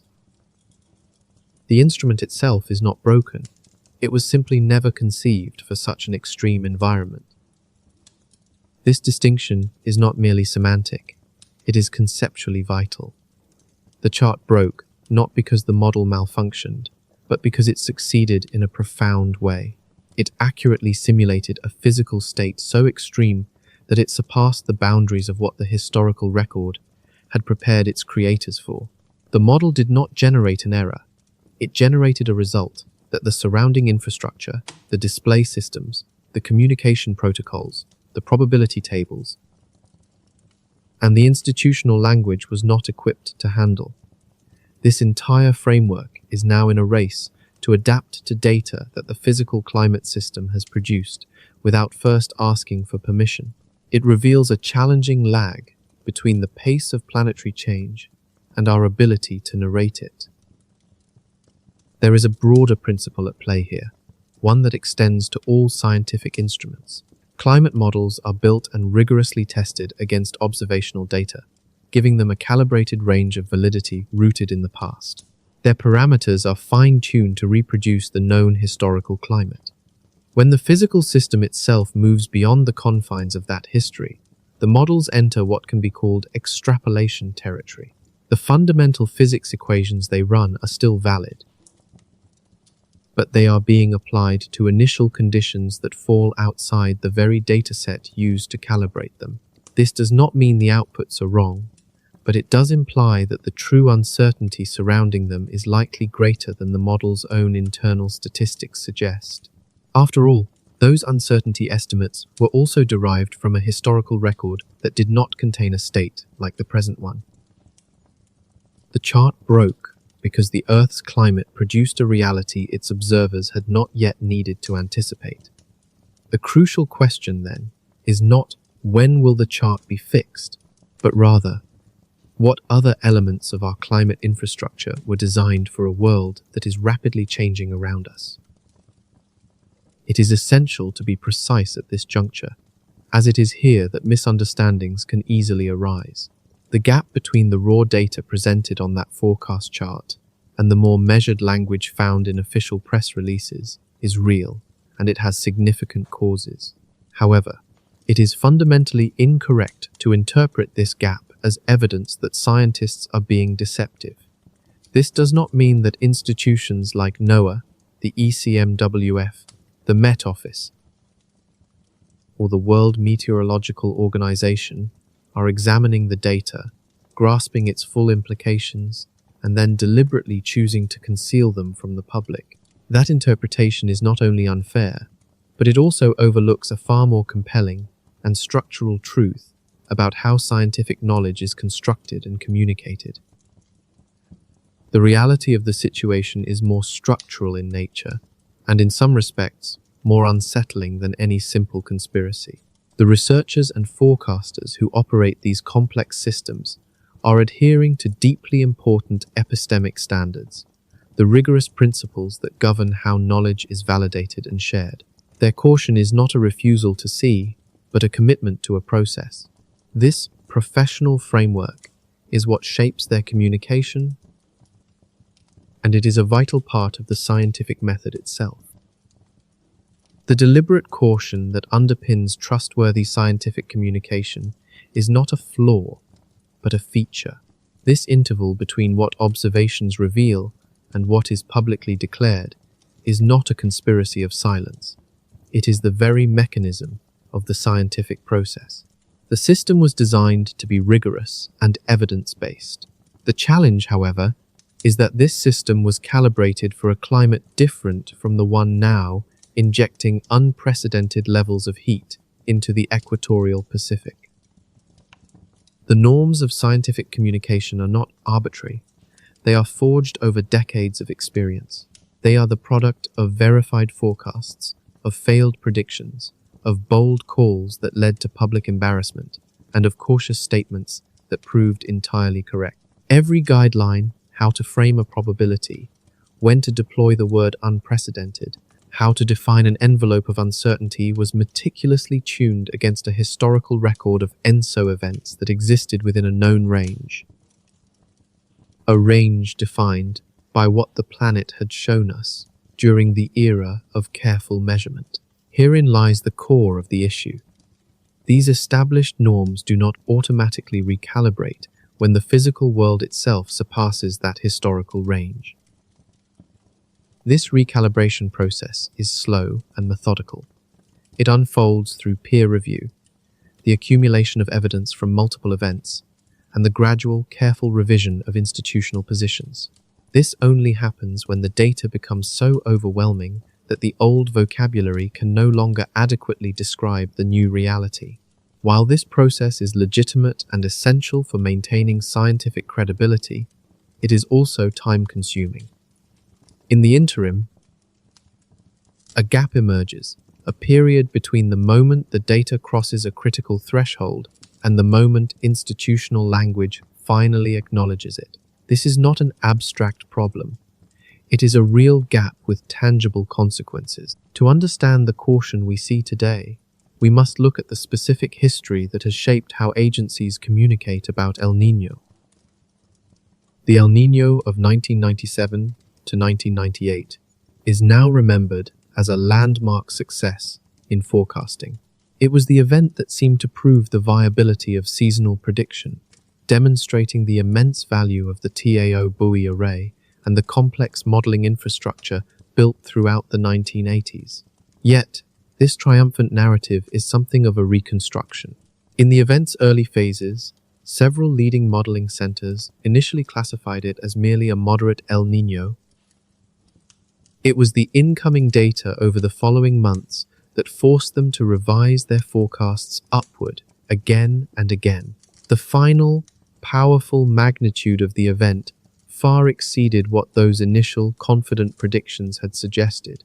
The triumph was indeed real, but it was far messier in real time than our retrospective accounts often admit. A different kind of lesson came from the event of 1994 to 1995. At one point, multiple centers forecasted this event as a potential super El Niño. Early data showed characteristics that, in some ways, suggested the system was building towards something extraordinary. Instead, it ultimately peaked as a moderate event. The chasm between that high-end forecast and the verified outcome was significant, public, and institutionally seared into memory. It is the kind of memory that becomes codified in communication guidelines, influencing the thresholds for using certain terminology and shaping the internal culture of forecast agencies, where some who were there in '94 are still working today. This history does not breed paranoia. It fosters a rational form of risk management. These experiences are the basis for a caution that is earned and deserves our respect. The agencies responsible operate in the public sphere, accountable to governments and taxpayers. They have learned firsthand, through difficult experience, the high cost of a prominent false alarm. The profound discomfort of the current moment arises from a difficult question. What happens when this rational, historically grounded caution is applied to a physical signal that may be categorically different from anything that created that history? Here we find an asymmetry that is genuinely difficult to resolve. When a forecasting agency is cautious about predicting a super El Niño and the event turns out to be only moderate, the outcome is seen as a success. The agency is praised for being appropriately careful. Their forecast correctly communicated the genuine uncertainty, and they were right about the limits of what could be known. The cost of exercising this caution is effectively zero. Some scientists might privately feel the hedging was excessive, but no one is harmed when a cautious forecast precedes a moderate event. Now, let's run that same scenario in the opposite direction. An agency remains cautious about a potentially record-shattering event. They use their standard institutional language. They reference the spring predictability barrier, and they assign a low probability, perhaps 25%, to the most extreme outcome, even as their own model medians are already charting record territory. And then, the event does break all the records. The monsoon fails. The drought takes hold. The governments, aid organizations, water utilities, and farming communities, all of whom made critical preparation decisions based on the available information, discover too late that the reality suggested by the data was far more extreme than the language used to communicate it. In this scenario, the scientists were not technically incorrect.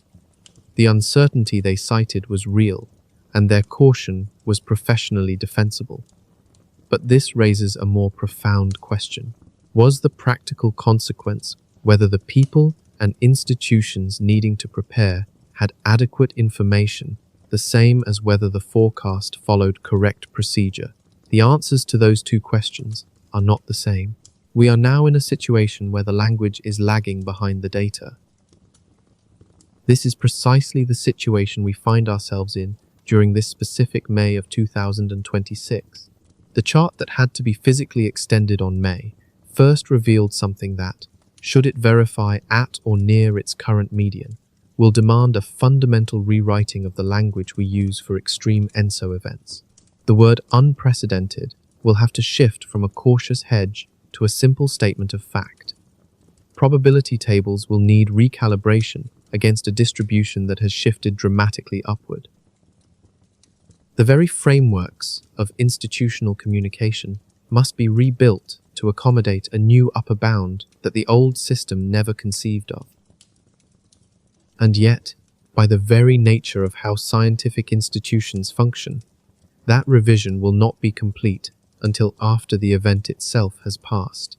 It is only then that enough verified data will have accumulated to make the change undeniable. The process demands this. The very credibility of the science depends on this methodical, evidence-based approach. This is the paradox we face. The system designed to ensure trust is, by its nature, slow to adapt, creating a dangerous lag in a world that is changing faster than ever before.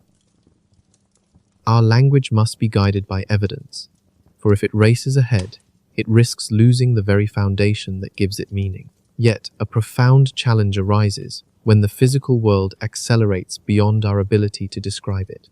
The climate system and our institutional frameworks for communication are now locked in a race, but it is a race whose pace was never agreed upon. The ocean does not pause for the slow process of peer review. The immense heat building in its depths does not wait at record levels for agencies to revise their official thresholds, and the planet's great Kelvin waves do not halt their propagation across the Pacific while we recalibrate our probability tables. This reveals a fundamental tension not of human design, but of circumstance. This observation is not a criticism of the dedicated scientists who monitor our world. It is an acknowledgement of a structural dilemma that no one chose.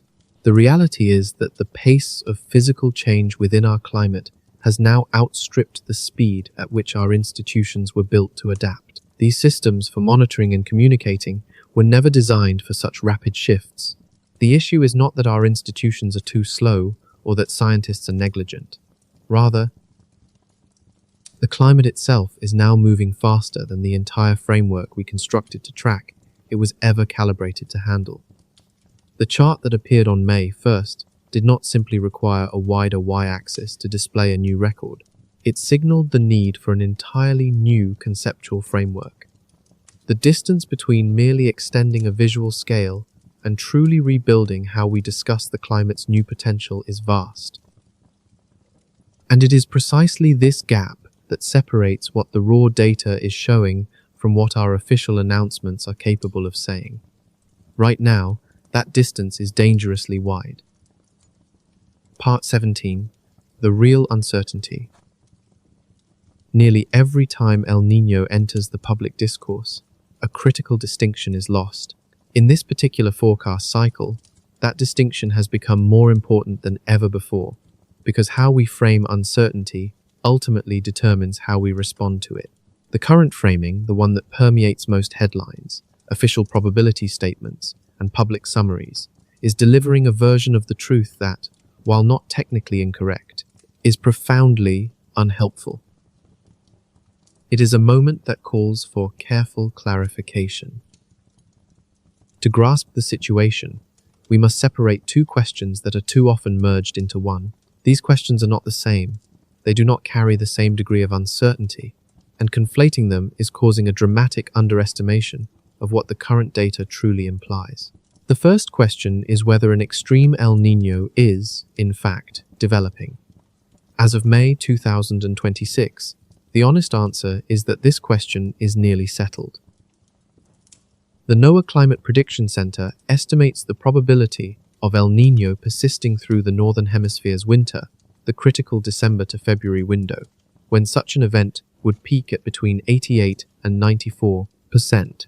Furthermore, every single member of the ECMWF ensemble, the European modeling system widely regarded as the most skillful seasonal prediction tool on Earth, points to the same outcome, not a majority of its models, but all of them. The subsurface heat content in the equatorial Pacific has reached the highest level for April ever recorded in the satellite era. There is simply no known physical mechanism by which that enormous reservoir of heat can just disappear before it reaches the surface. It is destined to upwell. The laws of thermodynamics are not negotiable. Of course, some uncertainty about its occurrence remains. A 90% probability is not an absolute certainty. However, within the specialized field of seasonal climate forecasting, where the spring predictability barrier makes confident long-range predictions notoriously difficult, a probability of 88 to 94% for persistence is as close to a settled matter as the science ever gets. The message from the data is unambiguous. If you are making decisions that depend on whether a significant El Niño event will occur this year, you should plan for it. The small residual uncertainty is not a valid reason to treat this event as a mere coin flip. The second question is entirely different, and this is where the true scientific mystery lies. It is the question of magnitude. Just how powerful will this event become? Here, we encounter the genuine, significant, and scientifically honest uncertainty. How far above the +2 degrees Celsius threshold will the oceanic Nino index ultimately peak? Could the spring predictability barrier introduce enough statistical noise to pull the final verified outcome meaningfully below the current model median? And will the atmospheric forces that have been building this event, the powerful westerly wind bursts, the activity of the Madden-Julian oscillation, and the sustained low-level wind patterns that have been stacking Kelvin waves below the surface, continue through the summer with the same momentum? These are real, consequential unknowns, each with a physical basis. They represent the difference between an event that is merely extraordinary by historical standards and one that is truly without modern precedent. It is the failure to distinguish between occurrence and magnitude that leads to a specific and dangerous form of miscommunication. When you hear that the probability of a super El Niño is only 25%, your mind naturally registers a low probability event, a 1 in 4 chance that seems unlikely to happen. It might be something to watch, but not something that demands you reorganize your plans. While that framing is technically consistent with the underlying model data, as the 25% figure is a correctly calculated statistical statement, it obscures a much deeper truth. Here is what that same model data is also telling us, framed in a way the simple probability statement fails to capture. Even if we adopt the most conservative assumptions, the floor for this developing event is already in record-breaking territory. Consider what this means. If we apply the CFSV2 model's known warm bias correction, reducing the forecast by its documented systematic overestimation of +0.2 to +0.5 degrees Celsius, if we inflate the uncertainty to give the forecast extra room to be wrong in a downward direction, and if we assume a less favorable atmospheric scenario where the forces driving the event weaken from this point on, if we run all of those conservative adjustments at once. The result is still an event that belongs in the top tier of every El Niño in the modern instrumental record. The downside scenario, the outcome, if things go less favorably than the median projection, is itself an extreme event by any historical measure. This is not a low probability event with a 25% label. It is a guaranteed major event with a 25% chance of becoming something we have never seen before. We find ourselves in a situation where the very foundation of our forecasts has shifted. The minimum plausible outcome, once considered an extreme possibility, is now the starting point. This upward displacement of the entire range of possibilities presents a profound challenge. The language of probability, which was calibrated to a historical climate that may no longer exist, struggles to convey the urgency of this new reality to those who must act upon it. Here, two distinct ways of thinking about the future risk framing and probability framing begin to diverge, and that divergence carries immense weight for anyone tasked with making decisions in the face of uncertainty, rather than simply describing it.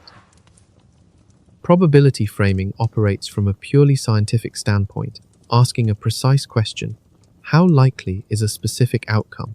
This is the native language of research, of ensemble statistics, and of the formal forecast products issued by institutions. It is defined by its technical rigor and is the correct way to articulate uncertainty within a scientific context. For instance, when a climate scientist states there is a 25% probability of a super El Niño, they are making a factually correct and defensible statement based on the proportion of model simulations that cross a predetermined threshold. It is a statement of statistical observation, not a recommendation for action. Risk framing, in contrast, poses a different set of questions, born not of academic inquiry, but of practical necessity. It asks, what is the full spectrum of outcomes for which I must be prepared? And, critically, what is the most severe, credible scenario within that spectrum? This is the operational language of emergency management, agricultural planning, and infrastructure resilience. It guides the vital decisions that governments, utility providers, aid organizations, and farming communities must make months before a climate event reaches its peak. For these decision makers, the most crucial piece of information isn't the likelihood of an extreme event. Instead, it is the floor, the minimum plausible outcome, the baseline you can depend on even if conditions prove more favorable than the median projection. When we apply this risk-focused lens to the current ENSO forecast, the picture that emerges is dramatically different from one painted by probabilities alone. Consider the best-case scenario, the good news, if you will. This is a future where the spring predictability barrier introduces significant downward statistical noise, where atmospheric forcing patterns weaken, and where corrections for the model's warm bias bring the final peak well below the median forecast. Even in this most optimistic outcome, the result is still a strong El Niño. This would still cause considerable regional disruption across the Indo-Pacific, induce drought stress throughout South and Southeast Asia, generate rainfall anomalies across the Americas, and exert upward pressure on global temperatures that will be detectable in climate statistics for years to come. This is the floor, the absolute minimum we should be preparing for. The central, or median, forecast points towards something even more significant. This scenario projects an event that would meet or even surpass the intensity of the strongest El Niño in the modern instrumental record. It is an event of such magnitude that the CFSV2 modeling system had to have its graphical charts redrawn simply to display the potential peak. By its median forecast, this event sits at a level roughly equivalent to the conventional reconstructions of the historic 1877 to 1878 event. This raises a sobering question. What does it mean when the average projection is itself a historic catastrophe? Beyond the median lies the worst-case scenario, an outcome for which our historical records offer no adequate precedent. This would be an event situated in the upper tail of the current ensemble distribution, potentially amplified by the non-linear feedbacks that could arise from a record-warm Pacific Ocean and an elevated global mean temperature. Such an event could peak at a level that would demand not just a new ceiling on our charts, but an entirely new vocabulary to describe what the El Niño phenomenon is truly capable of. We would be navigating entirely uncharted territory. It is crucial to understand that all three of these scenarios, the strong, the historic, and the unprecedented, are considered physically plausible. None of them represent a future where nothing significant occurs, because the vast reservoir of subsurface heat in the Pacific has already made such a mild outcome impossible. The uncertainty, therefore, is not about whether an extreme event will take place. The uncertainty is about just how far times beyond the historical record it will climb, and at which point within that extraordinary range, the verified peak will ultimately land. The debate is about the magnitude of the extremity, not its arrival. This reframing, from probability to risk, from asking how likely is the worst case, to how extreme is the guaranteed minimum, is perhaps the single most vital conceptual shift that an honest engagement with this data can provide right now. This shift in perspective matters because it communicates a truth to those who need to prepare that a simple probability statement, while technically correct, fails to convey with sufficient clarity. The floor of this developing event is already in record-breaking territory, while the ceiling remains unknown. The distance between those 2 points is the space where the lives and livelihoods of hundreds of millions of people will be decided over the coming year. A phrase like 25% probability of a super El Niño can sound dismissive, like an outcome that probably will not materialize. But hearing that there is a guaranteed minimum of one of the strongest events in modern history, with an unresolved upside, sounds like a clear and urgent call to action. The underlying data supporting both statements is identical. The only difference is the framework chosen to communicate what that data truly means. And at this moment, that choice is anything but academic. This brings us to a consideration of 3 possible futures. It is time to be direct about what the current data truly supports in terms of where this event goes from here. We are not dealing with absolute certainties or outright impossibilities. Instead, we are looking at 3 distinct pathways, each one grounded in real-world physics, carrying a different set of consequences for the planet, and each one more uncomfortable than the last. Here we must address a common misconception about scientific uncertainty, one that public discourse often gets wrong. Uncertainty does not imply that anything could happen. It does not suggest that a mild outcome and an extreme one are equally plausible. What it truly means is that there is a defined range of physically grounded possibilities. Within that specific range, the fundamental question becomes which path the intricate dance of the atmosphere and ocean will choose to follow in the coming months.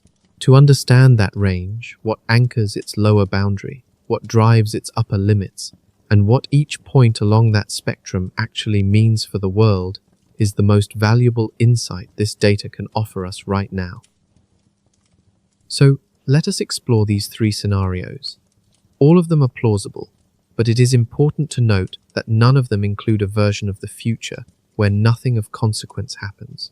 That possibility was foreclosed by the enormous amount of heat content already stored beneath the surface of the equatorial Pacific. No atmospheric development between now and December is capable of reopening that door and preventing a major event. The first pathway we can explore is the conservative case. This is the outcome where several factors that could dampen the forecast's intensity all occur simultaneously and significantly. For example, the spring predictability barrier, a well-documented period between April and June when forecast skill is naturally reduced, could introduce substantial downward noise into the model outputs. At the same time, the known warm bias of the CFSV2 model, which has been characterized as a systematic overestimation of between 0.2 and 0.5 degrees Celsius, could turn out to be operating at the highest end of that documented range, further tempering the final result. Let us consider the first, most conservative possibility. In this scenario, the atmospheric drivers that have been building since December of 2025 begin to lose their momentum over the summer months. The westerly wind bursts, fueled by the Madden-Julian oscillation, have been steadily stacking warm Kelvin waves in the subsurface ocean, but this process could falter. Perhaps the MJO enters a prolonged, suppressed phase, or the trade winds recover sooner than anticipated. Without this continued atmospheric cooperation, the mechanism needed to push the event from strong to record-breaking would simply fail to materialize. The resulting El Niño would peak somewhere in the +2 to +2.3 degrees Celsius range. It is crucial, however, to resist the temptation to frame this as a mild outcome. A peak of this magnitude is comparable to, or even slightly surpasses, the landmark events of 1997 to 98 and 2015 to 16. For nearly 3 decades, those two super El Niños have represented the upper boundary of observed intensity events associated with catastrophic flooding in California, fishery collapse off South America, severe drought in Indonesia, and record-setting global temperature spikes. This, then, is the conservative case, what it looks like when things go better than expected. Even if the anomaly number is similar to past events, the absolute impacts are likely to be greater. This is because the entire event would unfold upon a background global climate that is already warmer than it was during those previous benchmarks in 1997 or 2015. The regional picture under this conservative case is still one of severe disruption. Widespread drought would parch Indonesia, northern Australia, and the maritime continent. Parts of southern Africa and South Asia would experience significant drought stress, threatening agricultural production in regions where water reserves are already depleted from consecutive stressful seasons. Meanwhile, the Americas would face their own rainfall anomalies, bringing flood risk to coastal Peru and Ecuador, as well as parts of the southern United States. Global temperature records for 2026 or 2027 would either be tied or marginally broken, depending on when the event peaks. Furthermore, a substantial carbon cycle response is expected, as tropical forests come under drought stress, increasing fire risk across the Amazon and Indonesian peatlands. This is not a scenario free of worry. It is the floor, the minimum, where almost everything breaks in a favorable direction, yet still results in one of the most impactful climate events of the last 30 years. The second scenario represents the central case. This is approximately what the current model median is forecasting, the outcome that the various ensembles are clustering around. It is the number that appears in the middle of the CFSV2 model's projection, the one that forced its creators to extend the y-axis just to display it. Here, the El Niño peaks in the +2.5 to +3 degrees Celsius range, most likely reaching that zenith sometime in late 2026 or early 2027. An event of this magnitude would be definitively the strongest El Niño in the modern instrumental record, not merely tied with previous leaders, but decisively beyond them. Such an outcome would compel the scientific community to revise its definition of a super El Niño and reconsider the upper bounds of observed ENSO behavior. In terms of raw power, this scenario places the event in the same neighborhood as the historical reconstruction of the 1877-78 event. the infamous Great Drought that caused monsoons to fail across 3 continents simultaneously. Whether it equals or exceeds that historical catastrophe depends on where the peak falls within the projected range and on the inherent uncertainties of comparing modern data to the pre-instrumental record. The consequences of this central scenario move beyond what historical analogues can fully describe. Global temperature records would be broken by a significant margin, likely making 2027 the warmest year in the instrumental record, as the El Niño's peak heat propagates into the atmosphere with its characteristic 6 to 12-month lag. Monsoon disruption across South Asia could reach a level that triggers not just a single bad harvest, but a multi-year drought risk for communities already under stress. Drought and fire risk across the world's major tropical forest regions, the Amazon, the Congo Basin, and the Indonesian archipelago, would reach a scale with direct implications for the global carbon cycle. These vital ecosystems, which are meant to draw carbon from the atmosphere, could potentially reverse their function and become sources of carbon emission. We would also witness coral bleaching on a global scale, exceeding the damage from the 2015 to 16 and 2023 events, which were already the most destructive bleaching episodes in scientific history. In this scenario, the alarming chart that appeared on May 1st was not a model anomaly. It was a prescient signal that the climate system was preparing to deliver something our instruments could barely measure, and our language was not yet equipped to describe. Finally, we arrive at the third scenario, the aggressive case. This outcome resides in the upper tail of the forecast, within the ensemble members that project values toward plus 3.5 degrees Celsius and beyond. These are the very projections that push the CFSV2 display range past its previous limits, forcing the y-axis to be redrawn. While standard probability framing assigns low odds to this outcome, the underlying physical reasoning suggests it cannot be dismissed. In this potential future, the atmospheric forcing does not weaken over the summer as it does in the conservative case.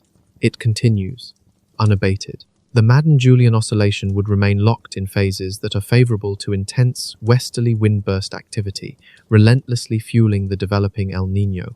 This raises a sobering question. What happens when the brakes fail to engage? The buildup of Kelvin waves, which began in December of 2025, continues to intensify rather than diminish. In this more aggressive projection, a critical threshold is crossed, distinguishing it from a mere strengthening of the central forecast. Here, the nonlinear interactions between a Pacific Ocean at record warmth and an already elevated global temperature start to produce effects that our current models, calibrated on a cooler climate of the past, may not be able to fully capture.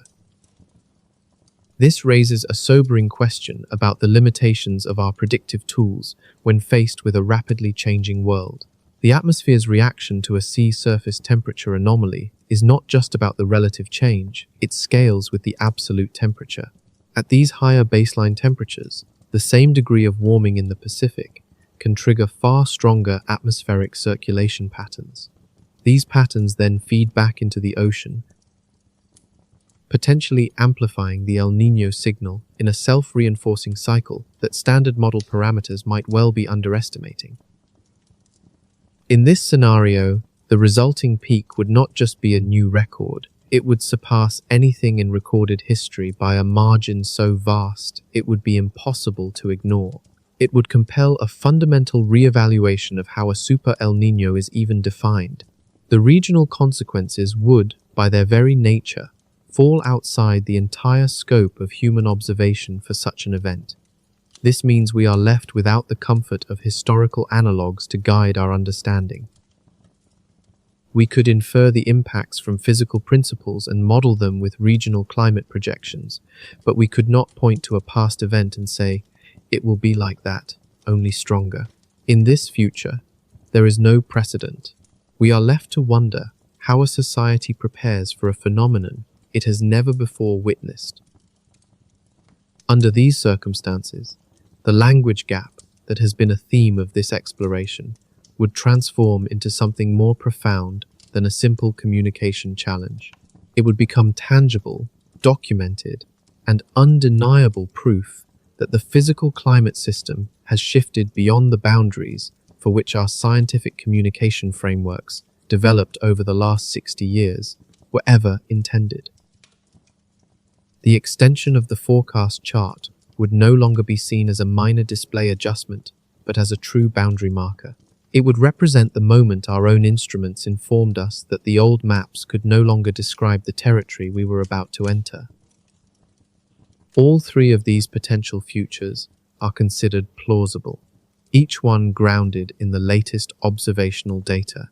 None of them includes a scenario where the vast reservoir of subsurface heat simply vanishes, leading to an ordinary December in 2026 for the equatorial Pacific. The physics of the current situation do not allow for such a gentle outcome. What unites these three possibilities is more significant than what divides them. Each one describes an El Niño unfolding on a planet warmer than any that has hosted a previous El Niño in the instrumental record. Each one represents an event whose forecast was so extreme it forced a model to redraw its own scale. And all three are the direct result of a climate system that has stored enough thermal energy beneath the equatorial Pacific to generate outcomes that 3 decades of operational forecasting had never before needed to visualize. The question, then, is not whether something extraordinary is on the horizon. The question is, which of these extraordinary futures we will be documenting when the data from late 2026 and early 2027 arrives. The story begins with a quiet, almost imperceptible change. On Friday, the 1st of May, 2026, a standard forecast update from NOAA produced a result that was anything but routine.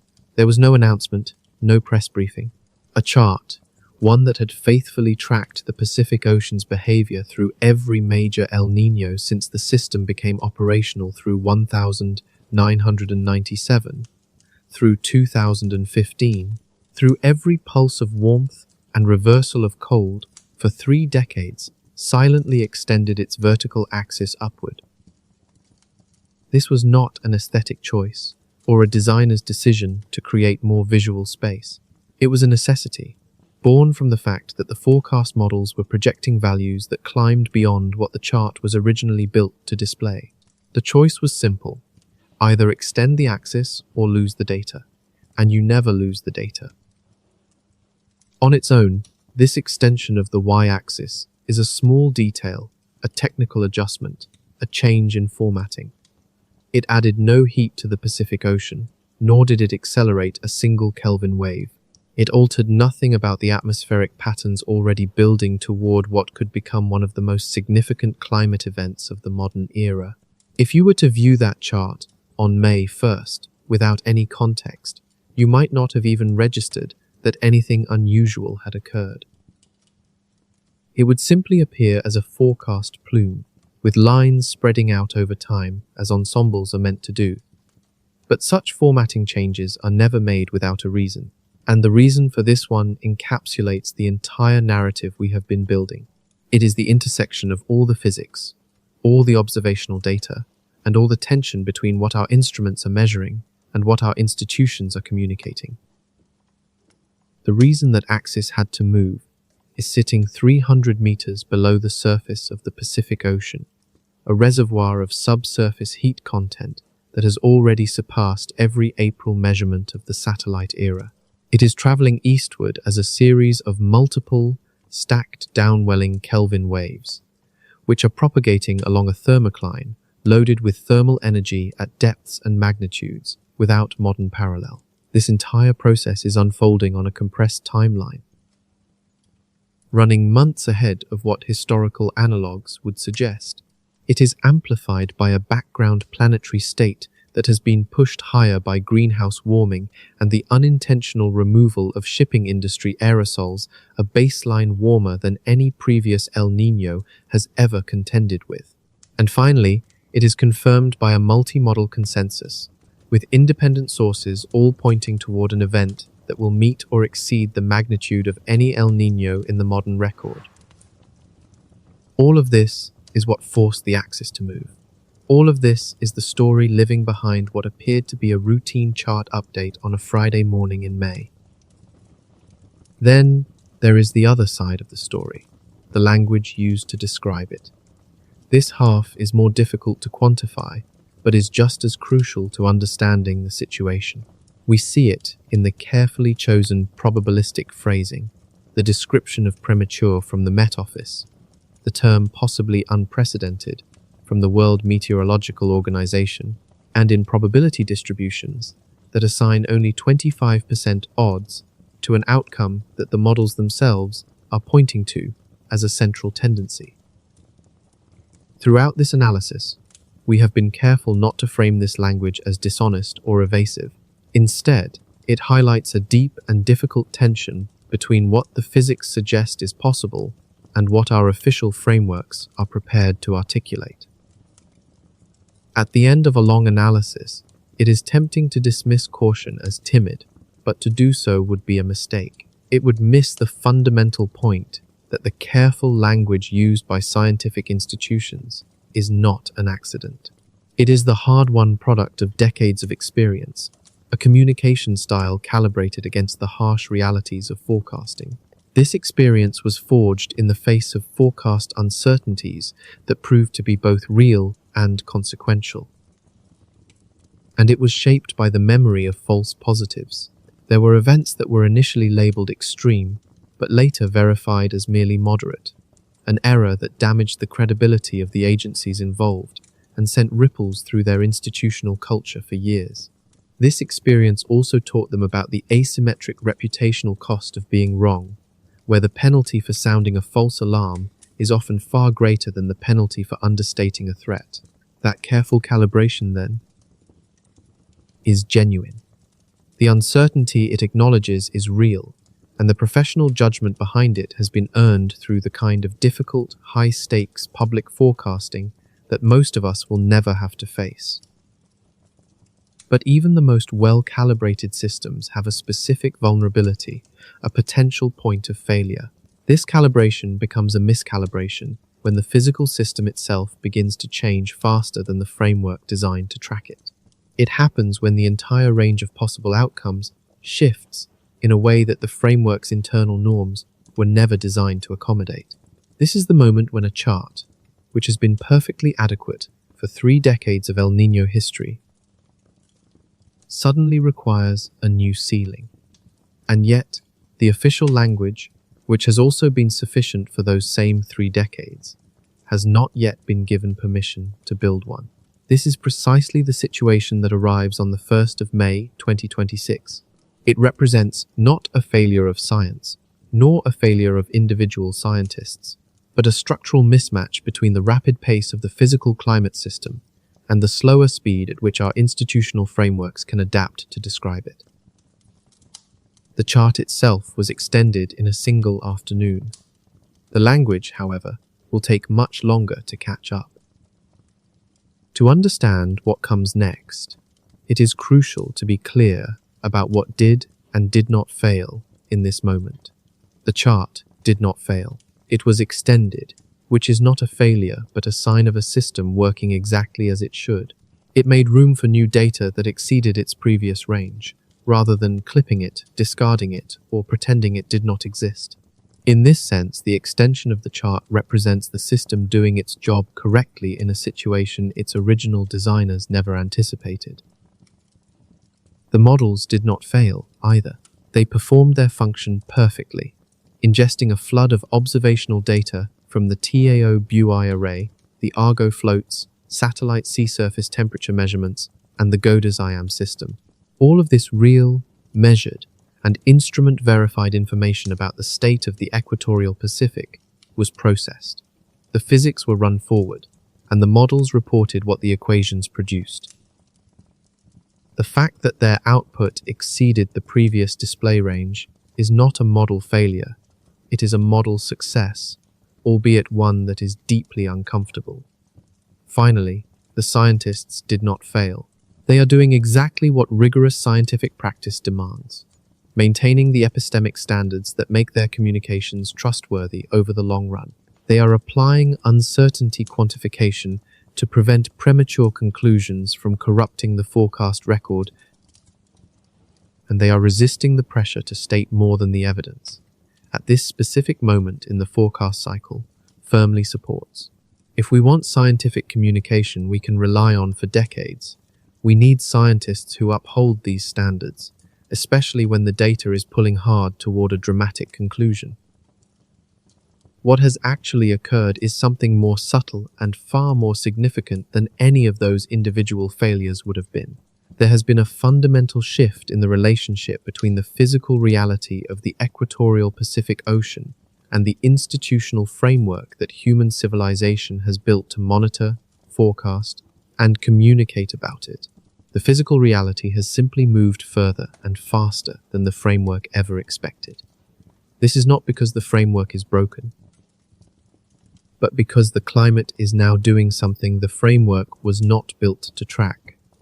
The chart had to be extended because no one had ever drawn the axis that high before, and no one had drawn it that high because, until now, no one had ever needed to.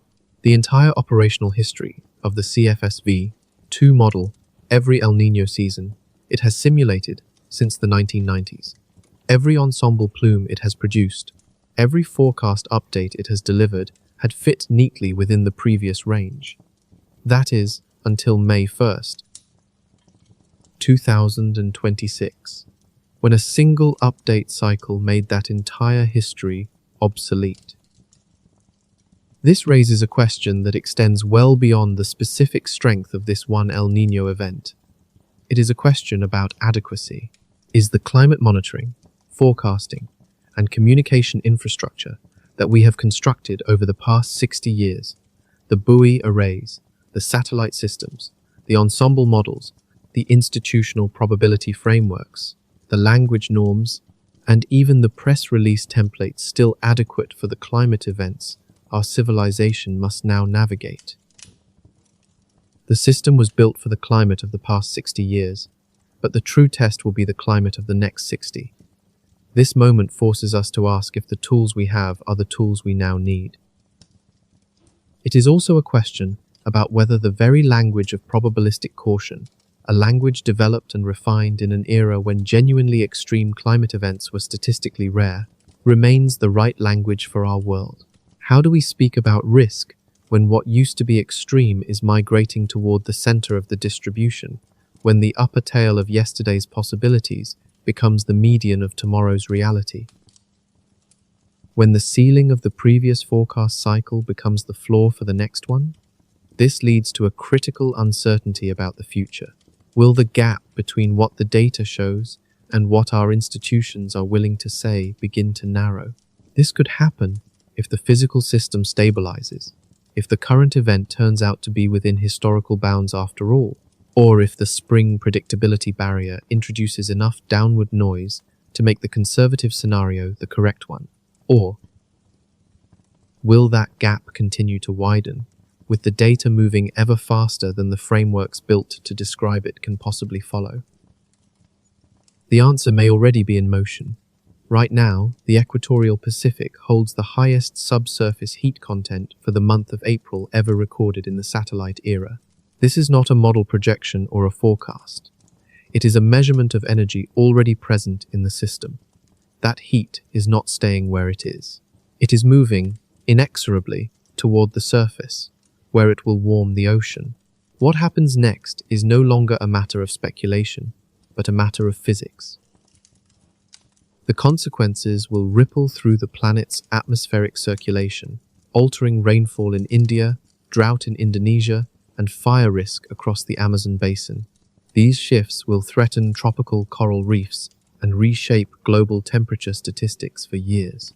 Tying these impacts together are the carbon cycle feedbacks, which connect each consequence to the others and to the accelerating pace of climate change driving them. The reality of these effects is not in question. The only uncertainty, the one represented by the three scenarios laid out earlier, is how far these changes will go. we may begin to find answers in the spring and summer of 2026. A chart that Noah had to redraw on a Friday in May serves as a stark example. It had to be remade because the required scale now exceeds what anyone had previously built into the display. This suggests our planet may be producing events that our models, our language, our institutions, and our collective imagination were never built to handle. It is an unsettling conclusion, but it is where the data leads. And unlike language, the data does not hedge.